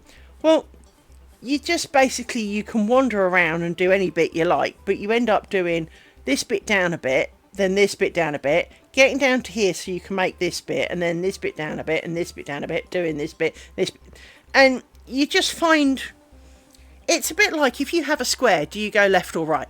Well, the answer is you can do either, because you'll both end up, you know, both directions you end up making it round the square, and as long as you do all of the bits by the end, it will always work out. So, as for what to do where, well, there are little markings on my piece of paper that tell me what I'm doing. So I don't even have to remember what to do, because, well, there's a pretty picture in front of me and I'm making. And unlike knitting where, you know, oh, you've got to have the right gauge. Well, you haven't, because, well, you put the pin in the dot and it will always be that size. It's great. It is quite a revolutionary theory if you think about it. 1, 2, 3. You know, that you make something and it comes out the size that it says. For many of us crafters, this is uncommon. You know, as KB5 has said, she's gone off to a weaving thing. Weavers of all people know that it shrinks. Lace making doesn't shrink. It's really weird. It doesn't shrink. I'm so used to it shrinking because I weave as well. But lace making doesn't shrink. It's weird. But it does mean that you can draw out on a piece of paper exactly what you want. You draw it, you make it, and it fits. It's how you get to make things like handkerchief edgings. Because, well, you draw around the edge of your handkerchief, you make sure there's a little bit of overlap so you can actually sew it onto it. And well, then you go flicking bobbin, flicking bobbin, and suddenly, well, it fits. Now, it is very possible to still screw it all up, which is why earlier I'd kind of done this bit, but somehow I got it wrong. I'm still not absolutely sure how I got it wrong, but somehow I did. So here we are, redoing it, because I got to the end and had the wrong number of bobbins. So we went back, and, well, we find ourselves doing it again, because, well, that's the way it goes. And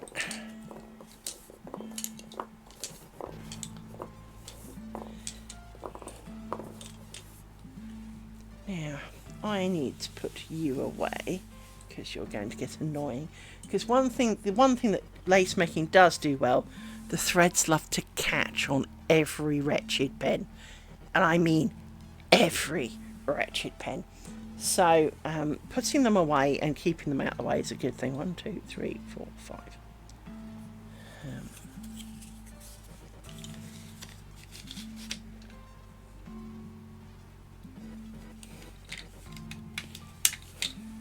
I do have my own names for things, because I do.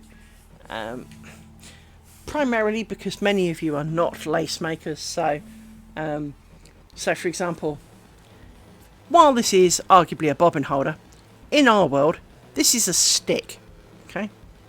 And I yell, stick, for the child within requires it of me. It's a bit like if you ever went sat in a car with me and we see a rabbit, I will yell, bunny, because when it comes down to it, I'm 5. I have the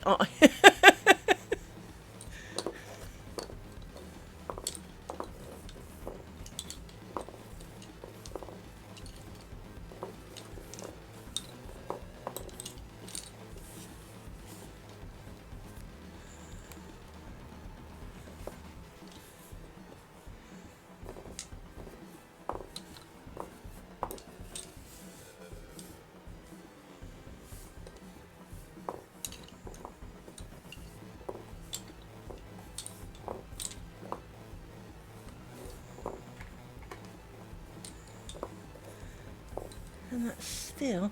Oh no, that does add up. This one does add up, that's okay. I thought it didn't add up again. But no, this is good. We can do this.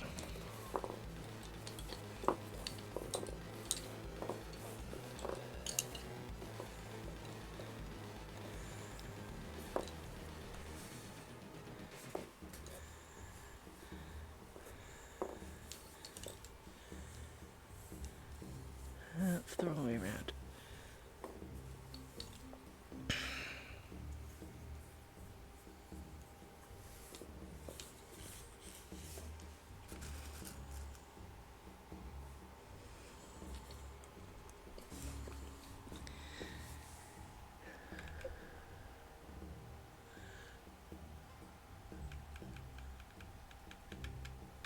So one thing we are hoping to do, and I covered this earlier in the stream, is that I saw a most beautiful picture of a lady who had some glorious bobbins. Now, I have a little bit of a weakness.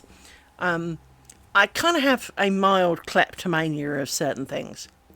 Notebooks, as in writing notebooks, not as in notebooks as in laptops.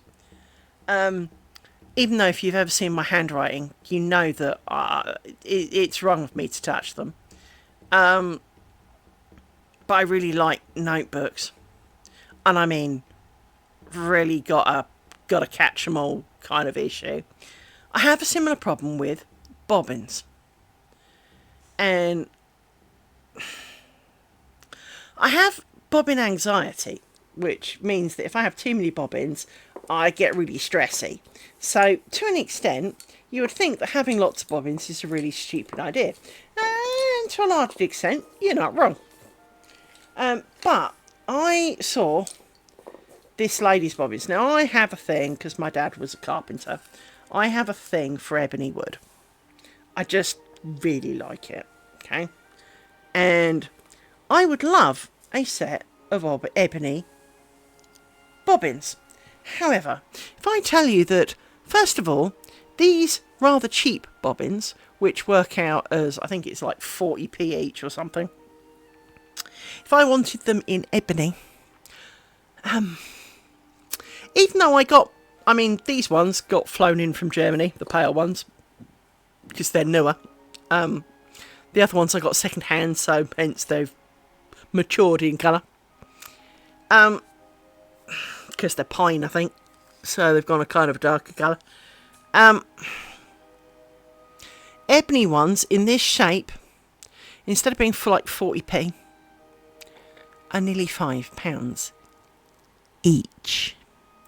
Now, this pattern takes 90 something bobbins. So you'd end up buying about 100. Well, at £5 a bobbin, that's a lot of money. And, well, especially for something that arguably has no major job other than holding thread while you throw it around a little bit. What they look like, technically, doesn't matter. However, let me show you a very grainy, blurry, blown up picture of what this lady had. These bobbins call to me. Now, bobbins call to me anyway, but these bobbins really call to me. Because if you look, I mean, as I said, it's a bit grainy and blurry, and I do apologise for that.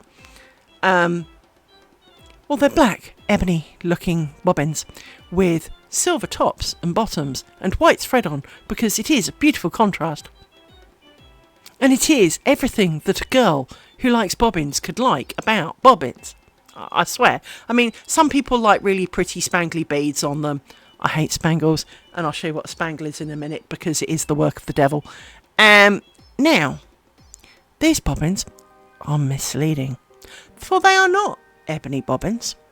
These bobbins do not cost £5 a bobbin. I've ordered enough to make 100 bobbins, because you make them. It works out as about 44p each. Now, admittedly, you've got to do some gluing, and you've got to, and a bit of colouring. Now, the part of the reason it is technically more expensive than 44p, because you do need one very, very magic ingredient. And let me share with you the magic ingredient. You need a Sharpie, or 20, or in my case, one big, huge, well, as it's called, a magnum of Sharpie. I mean, I'm going to open it again because this smells fantastic. Look at the size of this. I mean, just look how wide and... oh, the smell of that. I mean, I'm sitting like half a metre away and I can smell it. So by the time I've coloured in 100 wretched bobbins, I'm going to be as high as a kite. All right? But we may have a bobbin making session on stream because, frankly, they look cool. And I want to make some. So hence I've ordered the bits to make some because, well, they look fab. And for that kind of money, if they're even half as fab as they look, well, that's really quite practical. Because should I want more, I can almost hit reorder on Amazon and another 100 will turn up. So now I did get very close to making them a lot more expensive. I do confess. For I'm a dog lady. I have two beautiful little friends. Let me show you my friends.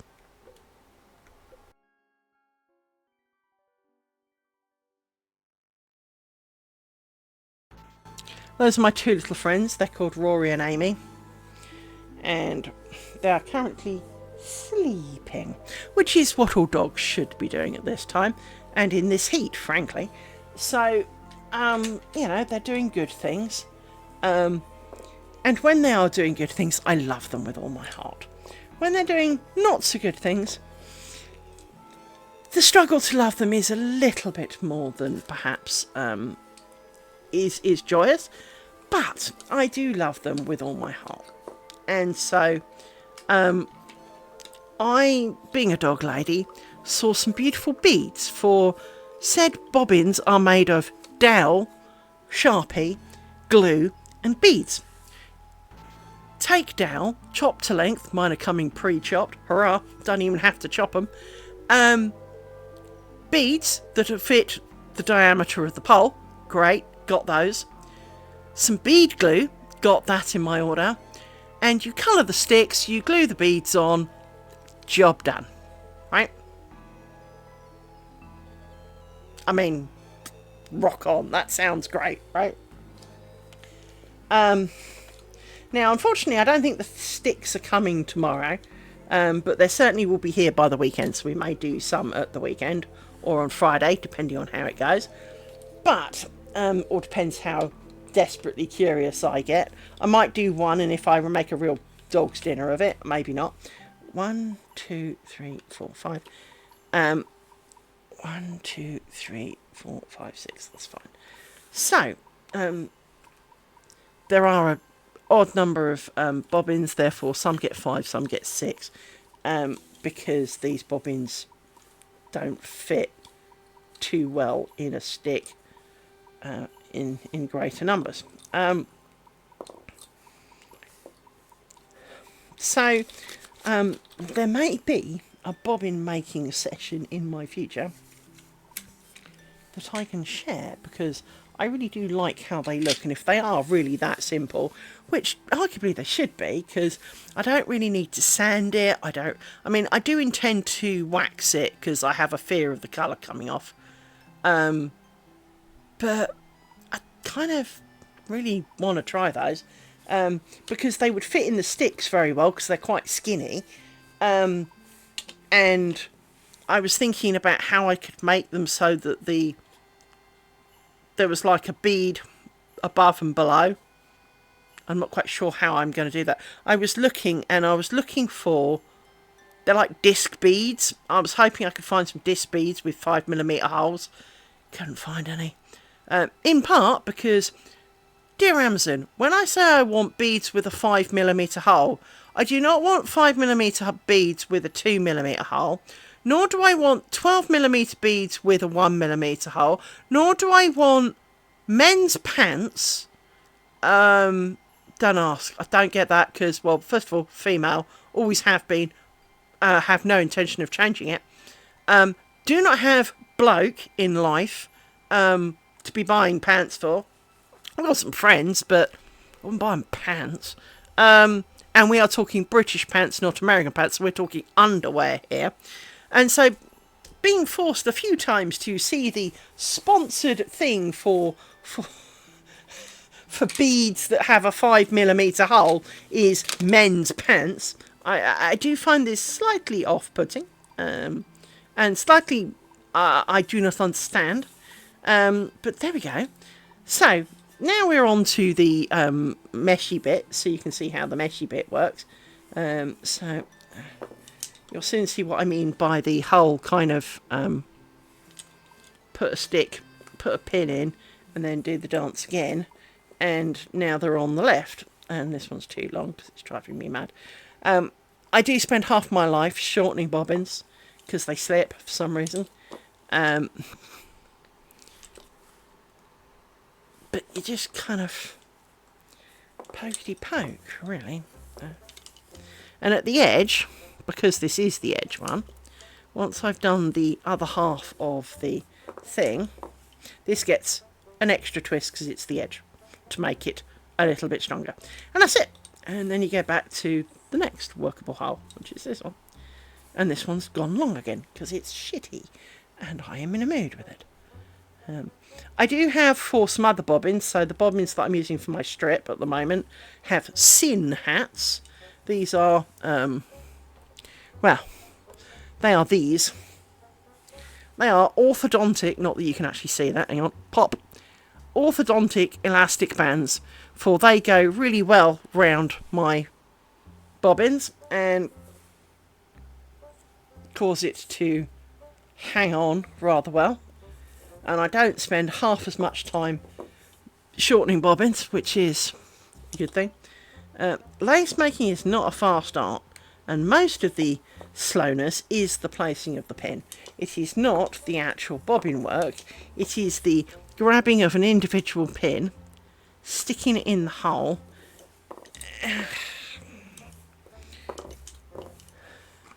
So when you see these lightning fast ladies in the short clips that you see on YouTube and stuff, you'll notice that they kind of do a big section and then put a pin. You never see them doing sections like this where you've got a pin every 3 wretched millimeters. Well, actually it's 2.5, but that's not the point.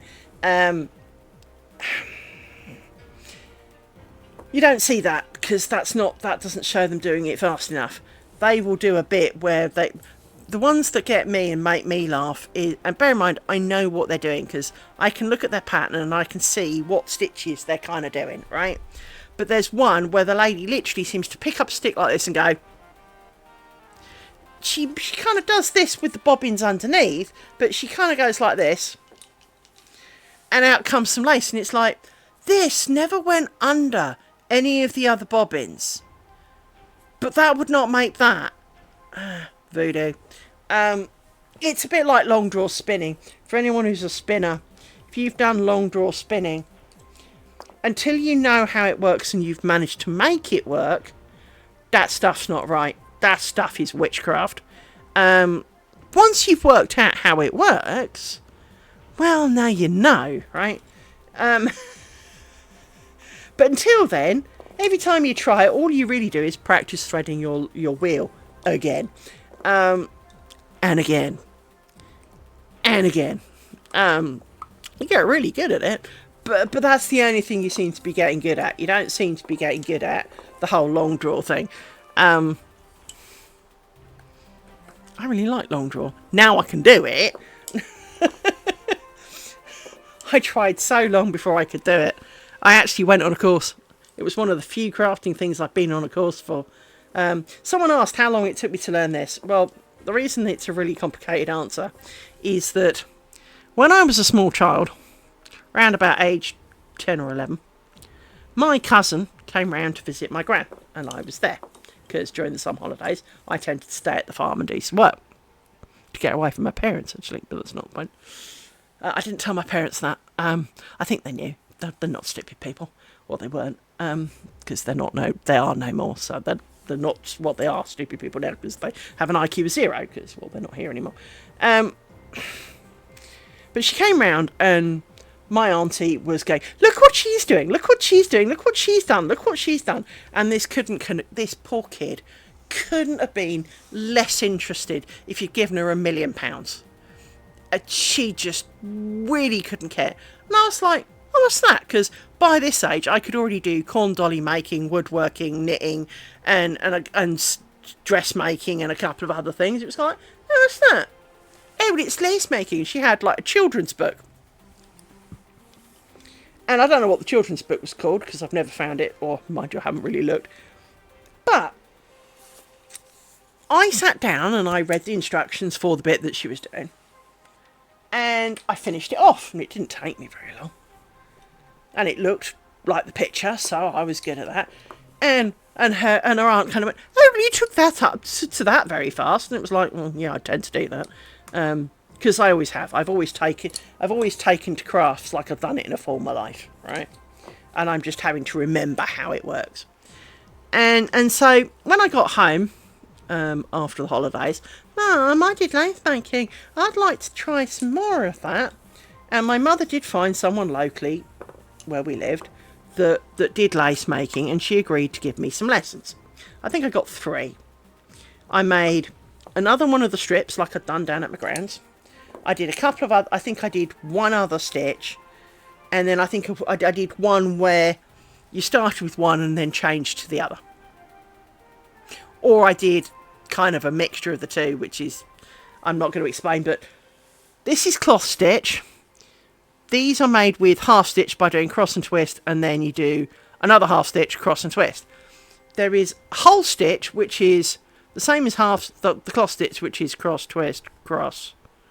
And then you do another twist, so you do 2 half stitches. So cloth stitch is not a whole stitch, if that makes sense. Because, of course, it's not, yeah. Sometimes it's called cloth stitch and a twist. You know, it's got about 20 different names. So I can't remember if I did a half and half or I did that. But basically, that was it. And we didn't cover finishing. We only covered starting.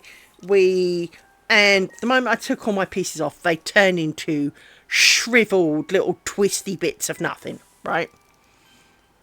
And that was it. I don't know why I didn't get any more lessons. There were no more lessons, right? And so that was it. So that covered about, I don't know, 3 months of my life. So I'd made like 4 bits of lace at that point, and they were literally single stitched strips of repetitiveness. A bit like doing scales as a musician. Until last year. Last year, I woke up one day and my brain went, Liz? Yes, brain. I want to do lace making again. What, brain? Brain, we haven't done that for 40 years. Yeah, but I want to do lace making. I want to do lace making. Okay, brain. Well, you do know that all the bits that we had 40-something years ago, we do not have today. Yes, Liz. You know I'm going to have to find them and buy them and...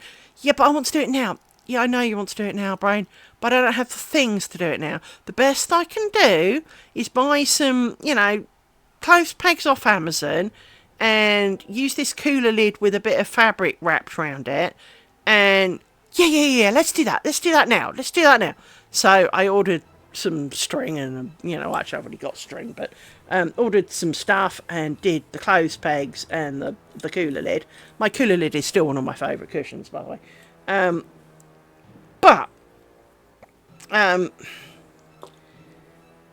So I did that and I made a strip of lace and it was like, yeah, I remember this. I'm not going to say it was a work of art, but it wasn't, a hideous cat bath, so, hallelujah to that.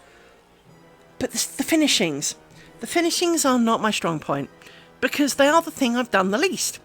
Because much like doing this square, there is one start where you literally loop thread over a pin. I mean, any idiot can manage that.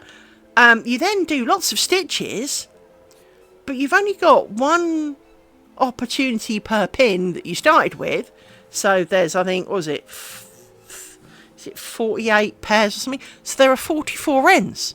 That's it. And then it's going to be another month before you have another go.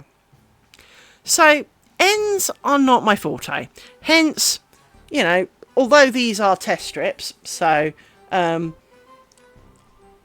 this end, which was the loop end, technically has knots in it because, well, I basically wound thread onto a load of bobbins and then tied them in a knot.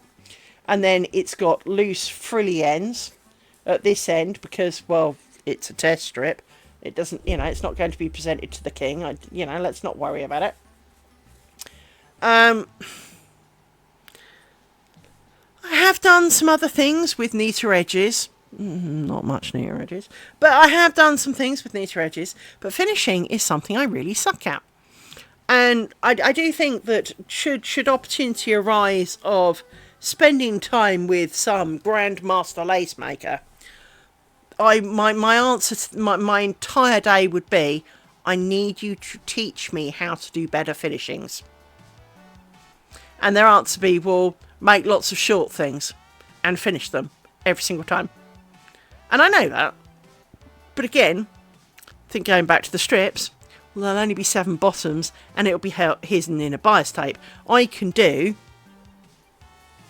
frilly ended knotting of doom and, well, it'll be safe, won't it? Because it'll be inside something else. So that's the plan. Whereas with these, you have the diagonal sew line on all of them. So, for example, here is a square I made earlier. There is a sew line here, and some of them are more apparent than others. This is one of the better ones, because the earlier ones I used. I will point out I glued the sew line on these, so in theory you're not supposed to knot them, and you're definitely not supposed to glue them. But if you'd spent a month making a stupid little square, would you want to run the risk of putting it in some washing liquid, some soapy water, going like this with it a bit to try and clean it a little bit, because obviously it's a net curtain, it's going to meet the elements. And as you can see with this one, this seems to have a slightly grubby section here. Don't ask, don't know. I assume the thread that I used was had been in an area where the outside thread had kind of tainted slightly. But it wasn't apparent until I was looking at it the other day, and it looks like I've kind of put it in my tea. But if you spend a month making this square, and obviously 18 months, maybe 18, making 18 blessed little squares, the last thing you want to do is put your thing in a big puddle of soapy water and just gently go swish, swish, swish, and watch the whole thing fall apart in your hand. So I knot it, which is not uncommon. People do knot them. I mean, there are ways to do knots, and it does look slightly better, sort of. But I tried it once. I tried it on a square that was well, the square was this big, so it was a quarter of this square, and so obviously the join area was only a quarter of half of that, so it's like an eighth of a square, right? It took me 4.5 stinking blessed hours, and I only did half of it before losing my marbles, cracking, laughing, crying on the floor. So unless I was doing it for the king and going to be, or it was going up in some museum somewhere as to be heralded as modern lace, no, we will not be repeating that in a hurry. Just like the completely invisible join. Should the king commission me to make him some lace shit, fine, because, well, he can damn well pay for it. And I will do it over a very long period of time and keep my sanity. Because he will be putting lots of noughts on the end of it to make that possible. When doing it for oneself, when doing it for, quote, the fun, no. Just no. It would be like digging the foundations of your house with a teaspoon. Just no. Yes, it's technically possible. No. Not me. Not today. I do not have that level of patience, or my sanity is too frail for those kind of antics. So, I will, but it's not, I know how to, and that is a good thing. But in practical terms, no, we will not be causing insanity, for I am already questionably insane at the best of times. There are definite times where, yeah, I lose it before I do. I've done it a couple of times on stream now. So, in case you're ever interested, all my streams are recorded bar one onto YouTube. And, well, yeah, there is documentation of me losing my marbles slowly on YouTube. So, for I am documenting my journey. The main reason I stream this is not for you, really. It is for me. It is to force me to document it for when next time my brain has a stupid idea, I can wave this at my brain and go, well, look what you did last time. Your brilliant idea of big thing, because my brain likes big things, big projects. It doesn't like the, hey, let's make a coaster. No, it will never come up with let's make a coaster. My brain has never gone, let's make a coaster. Let's make the world's smallest bookmark. No. My brain's the kind of, let's make a king-size bedspread out of, like, human hair thickness stuff with 80 gazillion, bazillion, million, trillion bobbins. No, brain. No. Just no. Now, one of its earlier renditions of this was a crochet thing, because basically the moment I learnt to crochet, I think it was the second or third thing I made was a king-size bedspread, right? Now, didn't actually have a problem with that, because, well, crochet is quite special in that respect, because, should you drop it, hate it, you just roll back time slightly. It's not like knitting where if you drop it and you've got to roll it back, it's a nightmare. Crochet really does roll back quite nicely. But I think it must have been about, it's got to be about 12 years. I'm going to say 10 odd years ago.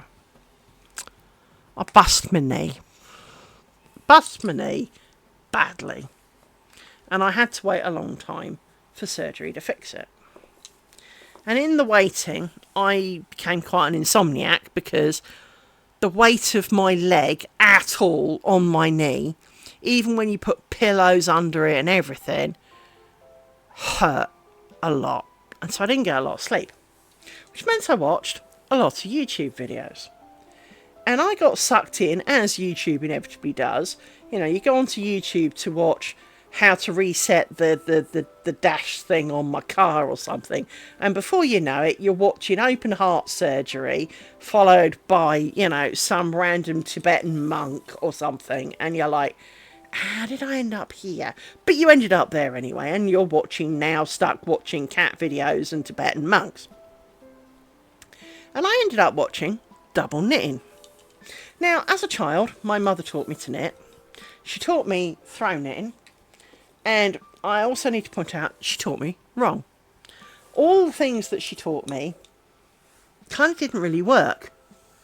None of her cast-ons or cast-offs had the remotest bit of stretch to them, which meant, of course, that if you made a jumper, well, it was usually a bit tight to get it on, like near impossible, and it inevitably had to sit with the waistband on the waist because, well, it didn't stretch over your butt.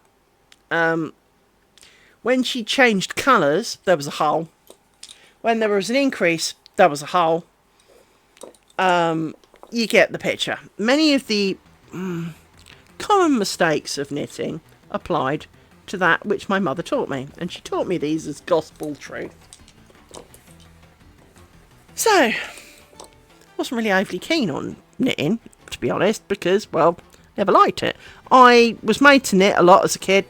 My mother tried umpteen times to make me knit my own jumper. Problem was I was growing quicker than I could knit it. I was a very, very slow knitter, and I bent every knitting needle my mother ever put anywhere near my face. I literally turned them to like boomerangs. I don't know how I did it. Well, I do know how I did it, but it's quite impressive that it worked that way.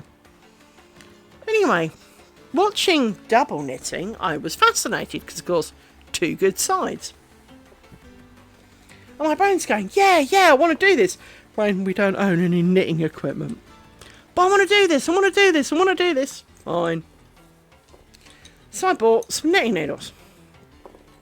And I made a test square. That was alright, said Brain. I want to make something else now. So I made a scarf.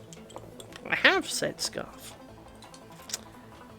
Then my brain went, I want to use this exact pattern to make a king-size bedspread. When you have 700 stitches per side, of course, for your bedspread, this was mentally quite a feat, frankly. And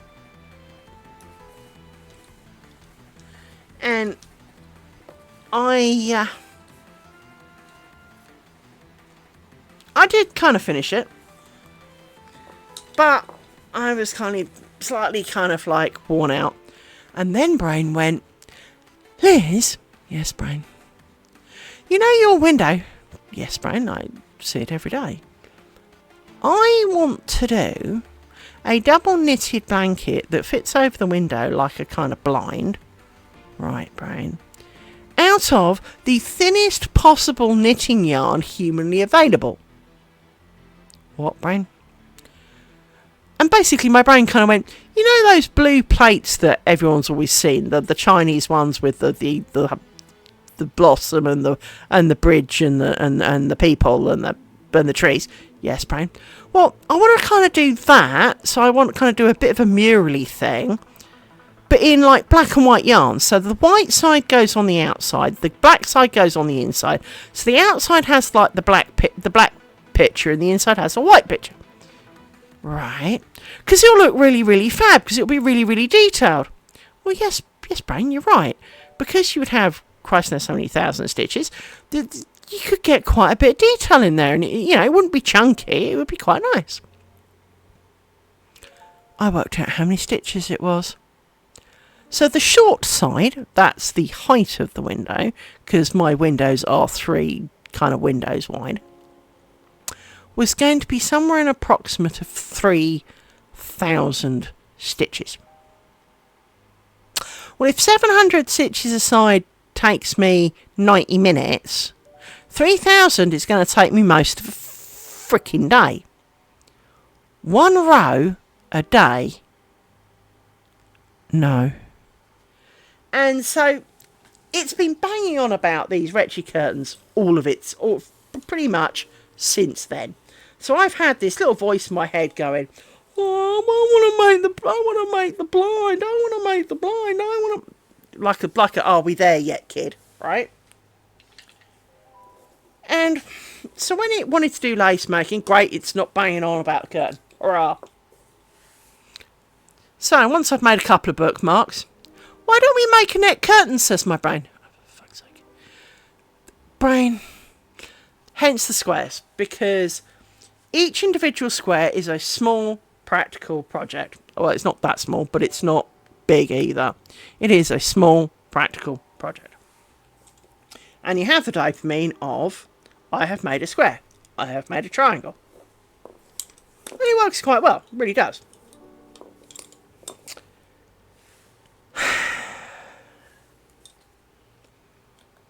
Because my brain is determined that I will make a bloody curtain. Now, the other problem is that, and coming from the girl who's clearly made many months of lace at this point, I'm not really a lace person. I'm a tomboy. I don't have flowers on my clothes, on my decor. I don't have patterned wallpaper. I have painted walls in a plain colour. I don't even have like stipply kind of ragged walls or anything. They're all just slapped on, plain colour. Everything's kind of beige. And, you know, my curtains don't really have a pattern on it by choice. The carpet doesn't have a pattern on it. My couch doesn't really have a pattern on it. Everything is kind of plain. All my clothes are plain because, well, I'm not skinny, as you can tell from the size of my arm. I am not the skinniest person alive, and by the way, I'm not a self-harmer, that's the dog. It's... The only thing I could think of that I would use was a net curtain. So, here I am, making a net curtain, because it's the only thing... Because, well, what about bookmark? Yeah, I read on a Kindle. I don't want lace on the bottom of my clothes or my curtains.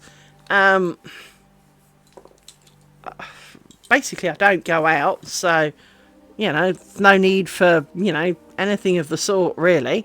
So the only thing I could think of was a net curtain. More to the point, a net curtain only I would ever see, because it will be upstairs. Because pretty much the only window I've got that is small is upstairs. So, yeah. Yeah. So that's what I'm doing. I'm making a net curtain. Now I'm only making half a net curtain because it's an upstairs window, and therefore you can get away with the lower half of the window. But I do intend to make a whole net curtain, which will be the strips. Because I am actually quite excited about that. I'm really looking forward to doing that. For some reason. But I do need to decide what I'm going to do. Because it sounds like it should be really easy, right? Nope. When you're indecisive, nope. It took me a while to decide what this square was going to look like, because the original square I followed the pattern, and it didn't sit right with me. It just wasn't very me. There's nothing overly wrong with it. It was a bit smaller than this one, not a lot. I haven't got it to hand. I mean, it's not far away, but I haven't got it to hand. I do have a picture of it somewhere. It was fairly similar, but there were little spiders in this grid work, but they came out looking like mistakes. This rose ground section, which I lovingly refer to as squovels, because they're square with a kind of oval in it, were big ovally shapes, but with stuff in between them, and they looked a bit weird. And then there were this cross shape that isn't overly apparent, but the cross shape in the middle was also now that was the that was also spiders, and again they looked a little bit more like spiders, but and for those who, I mean, these are not good examples of spiders, but spiders are like this. If you look at let's look at this one, because this is like a more natural spider. Ignore the little bits on the outside that form the outside ring, but the middle where you've got legs coming in and making this oval body, they make a spider. So like these ones at the edges, if you look at half, so for example, if you ignore that bottom quarter, this is 3/4 of a spider. Normally these 3 legs would splay out like these, but done in this manner, they make these snakes. By the way, you have to go, I'm a snake. And if you don't know what that's from, please search for it on YouTube, because it haunted me the whole time I was making these, and bear in mind I'm making another one, and it lives in my head, a bit like the do do do do do mana mana, right? It lives in your head, right? And I'm a snake is another one. And so these I lovingly refer to as my snakes, for I love them. And lady on Facebook who has a website which is a kind of lace making Bible kind of thing, where so she's got lots of information for beginners, and it's all free, and she's got a number of patterns. She has lovingly called them Lizzie's spiders. Not on her website, mind, but on Facebook she does refer to them as Lizzie's spiders, because I'd obviously seen, and if I pull it up again a sec, actually, these here are just a cluster of spiders. So this little set of 4 is a cluster, and as you can see the snake wave, because it kind of goes 2 sides round, right? Well, I'd seen that, but I swear I saw the actual snakes, but I can't find them anywhere. Nowhere, no how. And so what I think actually happened is, to quote Pirate Software, or Thor as he's better known, it came to me in a dream. I think what happened is that overnight my brain had seen that and had munched on it, and suddenly realised that, well, if you did it right, you could do kind of half of it and then bounce between the two and make, because there are quite a few patterns with spiders in that then at certain points, like a change of direction, make that wavy bit, but then go back to being individual spiders, and then go a wavy bit to go back. And obviously my brain said, well, just keep going and keep making the wavy bits and you'll have a snake or a wave. And so I did, and it works.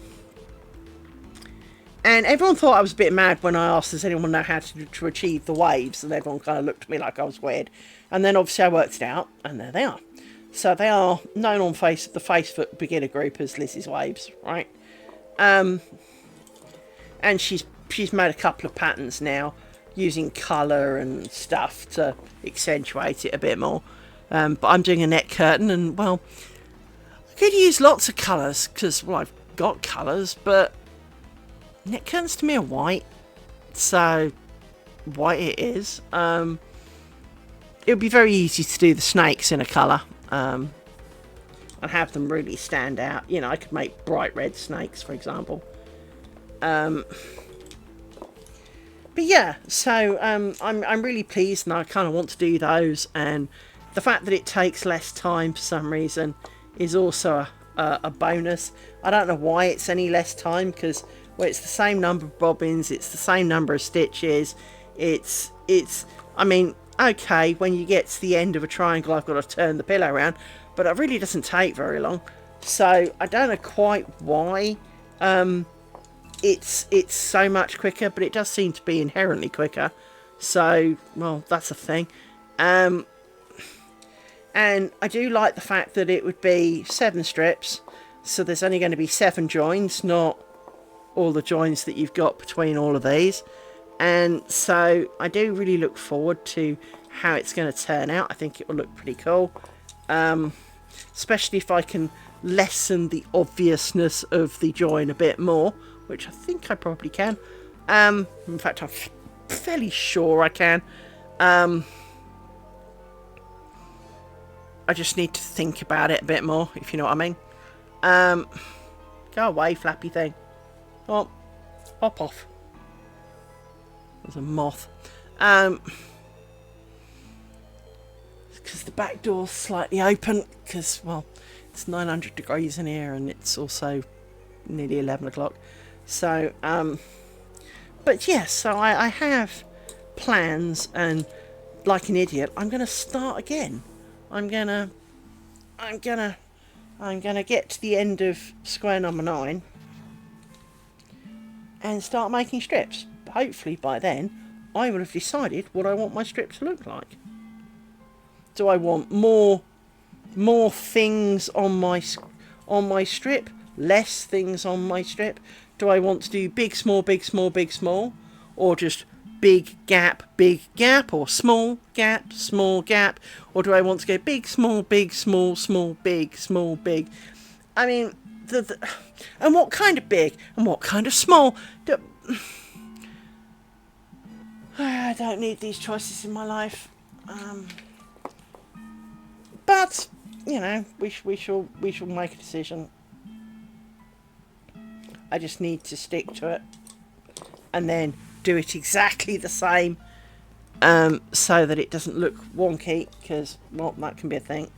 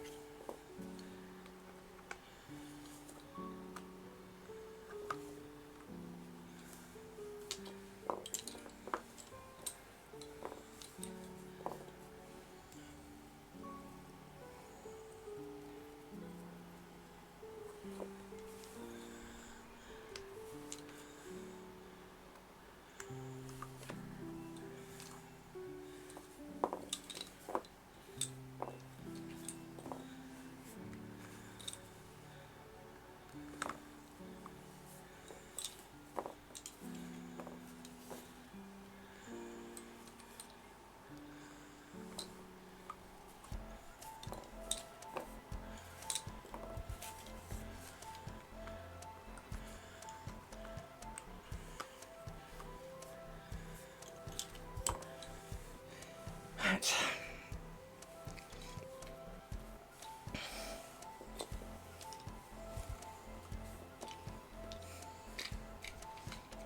Last one of this road to go, and then I think we will call it a day.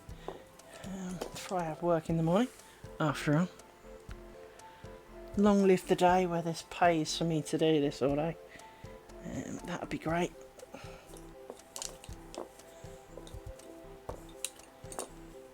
There was a thing on one of the groups earlier about the decline of crafts in the UK, and lace making is one of them. And there is a big bit of me that goes, well, if you're so really upset about it declining, then, you know, pay me a grant so I can do this all day, every day, and I'll hold classes, and we can, you know, we can do a lot more. But also, if you're really that bothered by it, stop making it so friggin' expensive. Many of the crafts here in the UK, because we're a wretched little island, end up being imported. So most of the weaving looms are not made. Well, I don't actually think we've got any weaving loom makers in the UK now.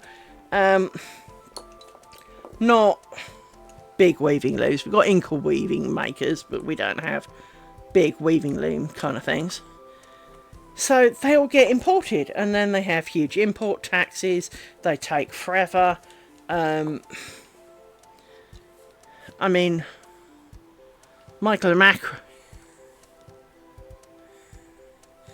Well, I mean, and this is one of the things, is that technically it's not that hard. Because it really isn't. I mean, it takes a level of skill, don't get me wrong, but it's not, you know, NASA level physics stuff here. Because, well, weaving looms are actually quite simple.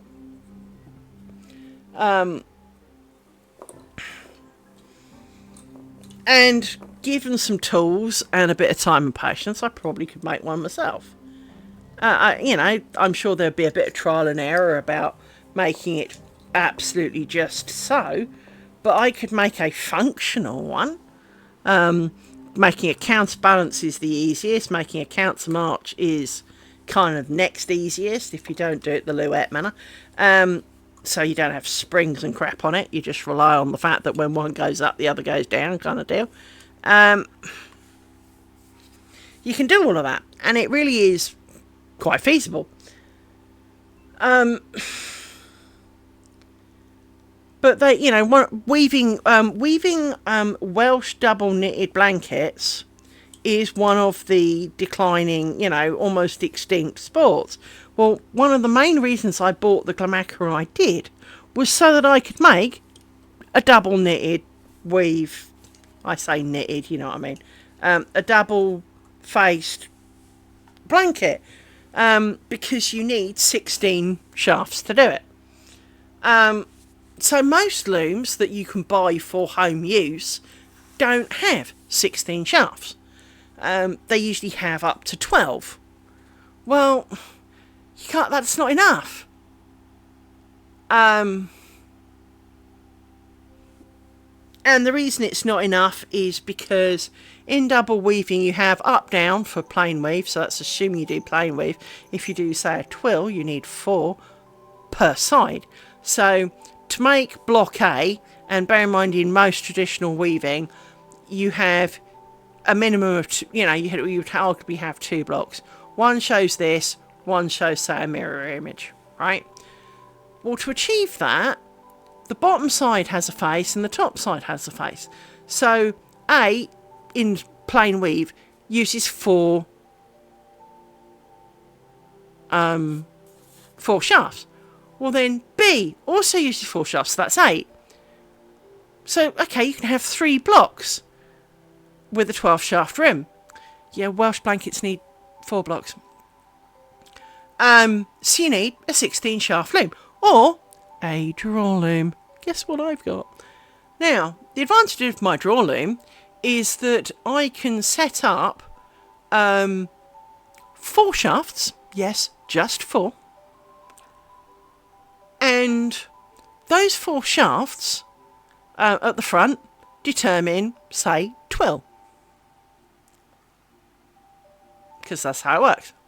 If you're going to need double knit, you'd also need 4 shafts because you'd need side A, side B, right? I've then got 50 pattern shafts. Well, I can then have 50 blocks. That gives me the equivalent, in a Welsh blanket terms, of 100 shafts. But of course that's not entirely true, because when you come to tie up treadles, you have a fixed set, and in a countermarch loom, what does not go up must go down. Well, in that case, you're kind of stuck, because, well, if you want A and B at the same time, you need a treadle that does A and B. And you'd need the up and down for A and B, because obviously, remember, it's the plain weave, you've got an up and a down kind of pair in each thing, so you need an A and a B for each one, so that's 2 treadles. But if you wanted to do a block that is, you know, block 1, block 2, block 3, block 4, and then 2 of the blocks, well, suddenly that's 10 treadles. And, well, to put it bluntly, your legs only go so wide, and you generally don't get more than about 14 treadles on a loom. So you can only have 7 blocks. But you see, the draw loom doesn't use treadles to make the blocks. You have the 4 to stomp the pattern, And then you have pulleys, like a bit like a church organ has buttons that you press. You have pulleys to determine which blocks go up, which go down. So you now have whatever 50 factorial is, combinations of blocks. You see the win here, right? Now, my draw loom actually takes up to 10 shafts in its draw loom state. I have got a 16 shaft attachment for it, but I have 10 shaft draw loom. Well, you can then have 5 threads in a block. Well, that gives you quite a bit of different patterning that you can do inside the pattern block, if that makes sense. And, well, it gets really complicated now, because I've also got what is known as a unit pull. Now, with the pattern shafts, it works just like shafts do on a normal loom, which is you would group all the like-minded things. So if you look at this, and we say these are colours, this would be colour, you know, this would be pattern A, this is the cloth stitch is pattern B, and the raised ground's pattern C. Well, I can do any combination of those that I would want. And so everywhere that pattern C is going to appear together, I pull pattern C for these. I would pull pattern C. Anyway, it's usually only 2 patterns, but go with it, right? So you can pick out and make, but with unit pulls, you can do literal individual threads, should you so desire. Well, should you have enough cable, you can have literally one for each of, say, 600 threads on your weaving loom. Now, you would go slightly mad pulling each cable for each thing, but what it does mean is that instead of having, I mean, if you look at this, right, let me pull this out of the way. If you look at this, this is a 12 block pattern. And if you notice, this is a square. There are 3 squares here, and then the 3 squares zigzag across. But actually, if you look here, you can see that it's a V shape, right? And that it repeats. So it repeats across. So I've got 3 lots of 12 across, and these blocks I think were 4 threads, right? So in the white you can see a V shape, and in the red you can see a slightly different shape. If I zoom in a bit, hang on, let me zoom in. You can see that there is like a patterning inside the white. Where is it? Well, you're down here somewhere. Yeah, there you are. Patterning in the white and a slightly different patterning in the red. Well, this is my draw loom, but I've only got 4 treadles to stomp on, which make the block, I'm again pointing a block that you can't see, so makes this square. This is then 3 squares wide, so I pull the cords for these 3, miss 1, and so on, right? Actually, why do they look like 4? 1, 2, 3. That's because those are 4. But those are 3 at the top. Oh, that's because, yeah, I understand why, don't get me wrong. But, because I designed the pattern. But you sit there and you can make patterns. So, but in terms of unit blocks, I could literally control any one of these squares on any given row. Well, so you can do partial blocks, because you can do, for the first 2 I have, for the first row I don't do any of this block. For the next row I do 2 of this block. For the next row I do 3 of this. You could literally do individual threads. And it allows you to make many, many patterns. And I've given you a quick tour of some of the patterns. All of them were done on exactly the same threading. All that was different was that I pulled different cables. Now this is the pattern shaft, so that everywhere this square is in this pattern, so this square, are all on the same pattern block, right? And they'll be on this square, if this square was in here too, well, that'll be fine. But we know that it can be separate. So this square is on a shaft. Again, I'm pointing at the wrong one. But what, like, you know, this square here is on a shaft. Is on a shaft of its own, and they all are. Each of these is on a different shaft, making a point, right? And I can pull them in any order I like.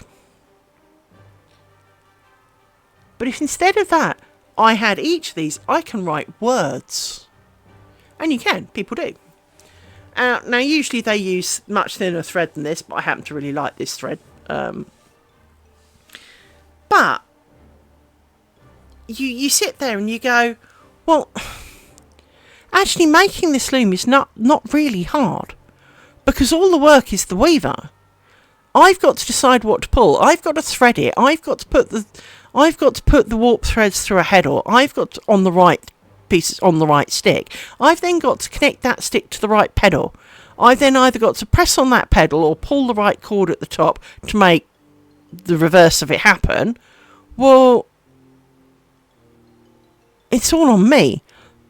There actually aren't really moving parts. I mean, there are moving parts, but there's nothing that's automated about it. It's a pile of wood and a load of string, in essence. Again,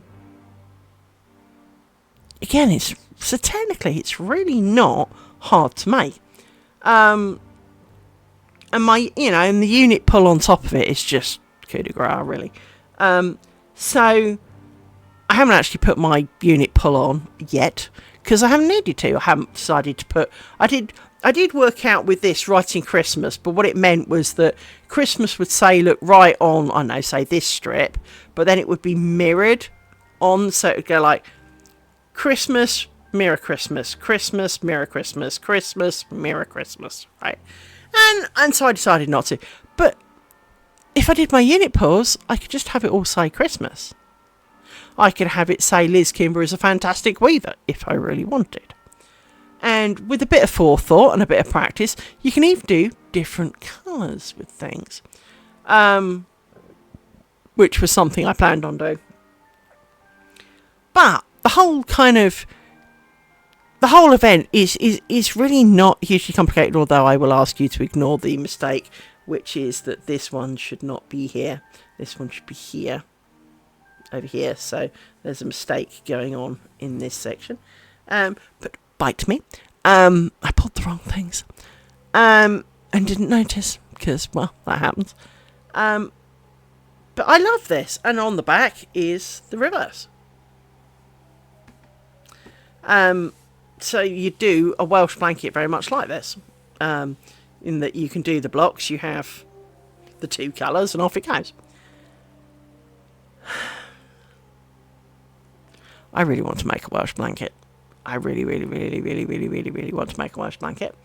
But I can only really make one that's a metre wide. Well, that's not really very good to me. So I'd need to double weave it, which is very poorly demonstrated, where you make two layers like this. So you have the two layers, and then when you fold it out, it makes one flat one. But you work again. You then have to have double the number of shafts, because, well, you've got top layer, bottom layer, and then you've got whatever pattern on the top number of shafts and the same number on the bottom. And it gets a bit complicated when you do that, but it's still very possible. It just gets a little bit confusing, especially when it comes to draw looms. But it is very much a plan in progress, and something I intend to do, because, well, that's the kind of girl I am, really. 1, 2, 3, 4, 5.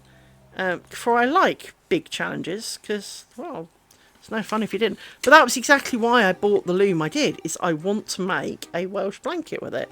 Yet it is being decreed as a dying art. Well, it's not because people want to. My loom cost as much as my car. And I paid a lot of money for that car. 1, 2, 3, 4, 5, 6. My loom cost me nearly £8,500. That's a lot of money for a few lumps of wood and a bit of string. On top of that, one of the other problems that you'll find in the UK is the price of cotton. So the cotton I've used from this I get from Hobby, which is 20 quid for 500 grams of 8x8 cotton. Go with it. If I wanted 16.2 cotton, which is kind of half but not quite, but almost half the size, so you could get more pattern per object, well, that's like £25 for 250 grams. If I tell you that making a set of tea towels out of my 8x4 cotton generally works out as about, I think it's about 7 quid a tea towel. I made some summer and winter tea towels admittedly, but still, it's only a tea towel. I worked out that the price of those tea towels was nearly £20 each. No one in their right mind's going to pay £20. Now, these will hold more water than you could ever imagine. These are phenomenal tea towels, because they do hold an awful lot. But 20 quid for a tea towel that you're just going to wipe skanky plates with, and really? It is quite disappointingly not cheap. And this is part of the reason why people don't. Because, sure, I could make you a Welsh blanket. It'll take me a week to put it on the loom. It'll probably take me a day or so to weave it. And, maybe half a day to finish it. So it's, 10... Say, well, let's be really generous and say it's 2 weeks' work. But the yarn alone is quite a bit. Go away. What is with the moths in this place? Come on, it's the light. I know it's the light. But if I made it out of thinner, which is generally the done thing, cotton, it's £150 worth of materials, let alone my time. Who wants to pay that in a hurry? The answer is not many, which is why there isn't the call for it, because people aren't prepared to pay. I've always said this, if you wanted me to knit you a jumper, we'll pretend you're a skinny dude, right? It's about 800 grams of commercial yarn to make your jumper. Well, that makes about 1,200 grams of hand-spun yarn, because it's inevitably heavier. Now, I can buy, for about 80 quid, commercial yarn to knit you a jumper. Now, sure, I can get a fleece that will make you a jumper for about 10 quid. But I then have to spend 20, 30 hours spinning the yarn for it. Let alone dyeing it. Let alone knitting it. Well, I seem to recall I worked it out that it would take me if I worked 40-hour weeks, like you generally do, it would take a week and a half kind of to do the spinning.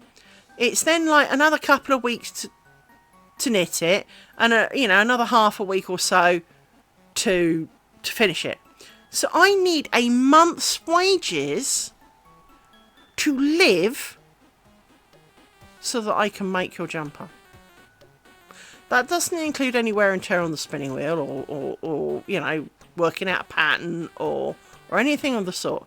That is a simple get fleece, spin wool, make jumper, wash the buggery out of it to get all the grime out of it, and give you it.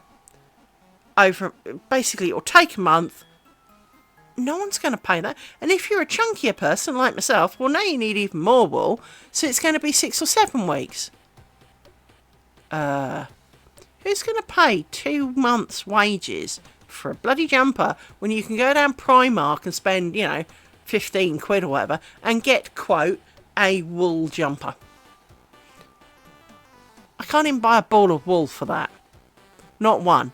I can barely make you a pair of gloves for that money. And then they wonder why people aren't doing it. Because, everyone now lives in a society when everything is immediate. I've still got time, I could go onto Amazon now, order something, and there's a really high chance it'll arrive tomorrow.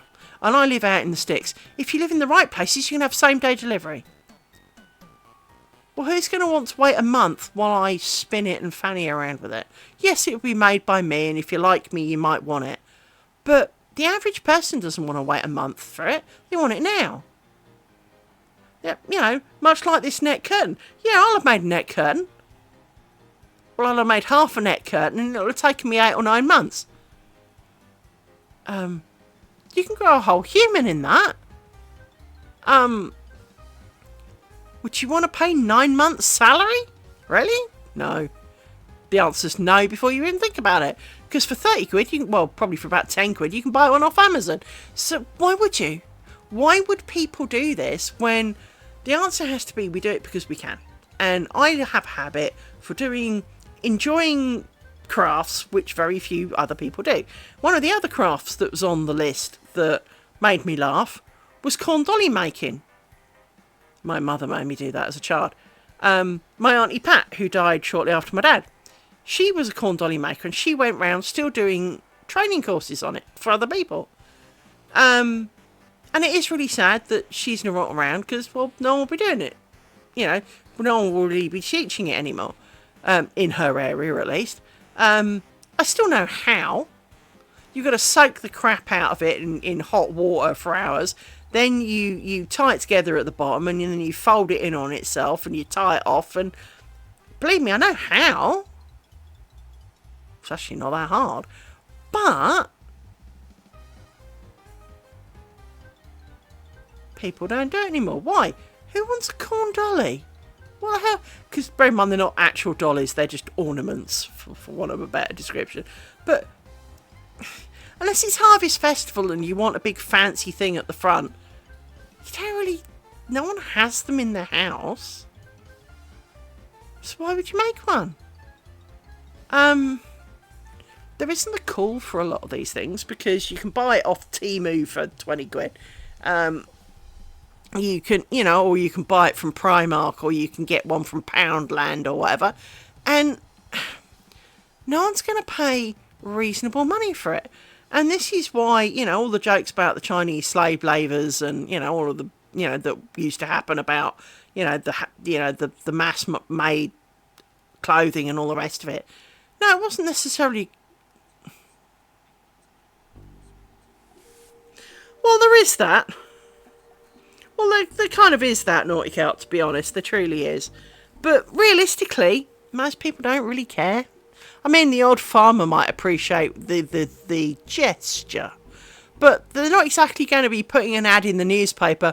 The cat accidentally destroyed my corn dolly. My crops are going to be mutilated unless someone makes me a new one. It's kind of not the thing. It's too many, and yet it did make me laugh that, they've got all these things. Oh, well, people aren't doing them anymore. Well, it's because they don't need to. Farriers aren't as common. Glass blowers aren't as common because they've commercialised it all. They've got, for things like glass blowing, no one has, in an ideal world, yes, every glass vase would be made hand done by some skilled craftsman. But no one wants to pay for that when you can buy one for 3 quid out of Poundland. It's because it gets poured into a mould and have done with it. It's we want speed and affordability, not quality. Now, that's not always true. Many of us do appreciate quality and well made and the craftsmanship that goes into something. But at the same time, we can't always afford it. We can't always afford to have the most. Go back to the ebony bobbins. I can get these at basically £5 for an ebony version of these. But why would I? They don't do anything different. They just look slightly more aesthetically pleasing. These are like 44p. Which would you pick? Well, you pick the 44p, don't you? Because it's cheaper and, well, once it's done, you don't see the bobbins. You only see the bobbins while you make it, and if I wasn't streaming it, you wouldn't see them either. So, who cares? It's only me that cares what the bobbin looks like, and more importantly, what it feels like. And it doesn't add to any benefit to how it works. It's not like, it's made of a better quality wood, it will make better lace. No, it doesn't. I could be using clothes pegs, it would make exactly the same. I could use Crayola crayons. It would look exactly the same. So, you know, a lot of these things is, you know, we all sit there and we can be a bit of a snob, you know, oh, I've got to have an iPhone. Why? If you use it for, as God intended, as a phone, which none of us do anymore, but, you know, bear with it, who cares what makes it? As long as it can receive a phone call, it doesn't really matter. But of course we don't. We take pictures on it. We spend hours doom scrolling on it. We watch endless videos on it. We watch, 50,000 cat videos and fart videos and send rude messages and memes to people. And I spend more time on my bloody phone than I do pretty much anything else. And the worst thing is, why? I've got a perfectly good computer and I still use my phone. I'm sitting here. Look. Here's my phone. My computer. Can't really show you. He's here, look, there's the edge of my monitor. But I still use my phone. Why? Why would I do that? Because I can. And because my phone, I can hold it 2 inches from my nose, and we've all got used to using our phones for things. Now, that is very Hitchhiker's Guide to the Galaxy, do not get me wrong. And I am proud that we have fallen into this category. But at the same time,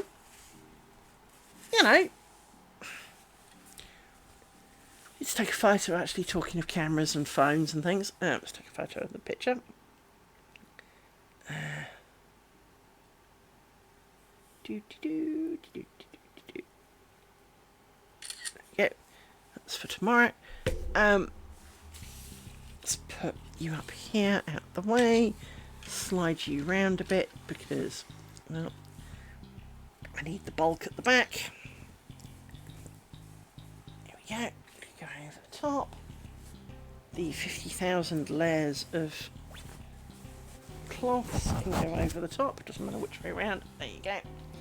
I put lots of layers of cloths on so that they're all weighted down so that should the dog jog them, they don't go flying. That's the plan of those. So, I am going to leave it for today. I'm going to go off and do me things. Not that there's a lot of time before bedtime, because it is 11:30. But I shall be back tomorrow. Naughty Celtic, it is your duty to remind me it is cardboard bin day tomorrow. And you are to remind me early as possible, but not while I'm asleep. Because, well, that doesn't help. Because I'll get up, read it, and forget. When you get up tomorrow, remind me to do the cardboard.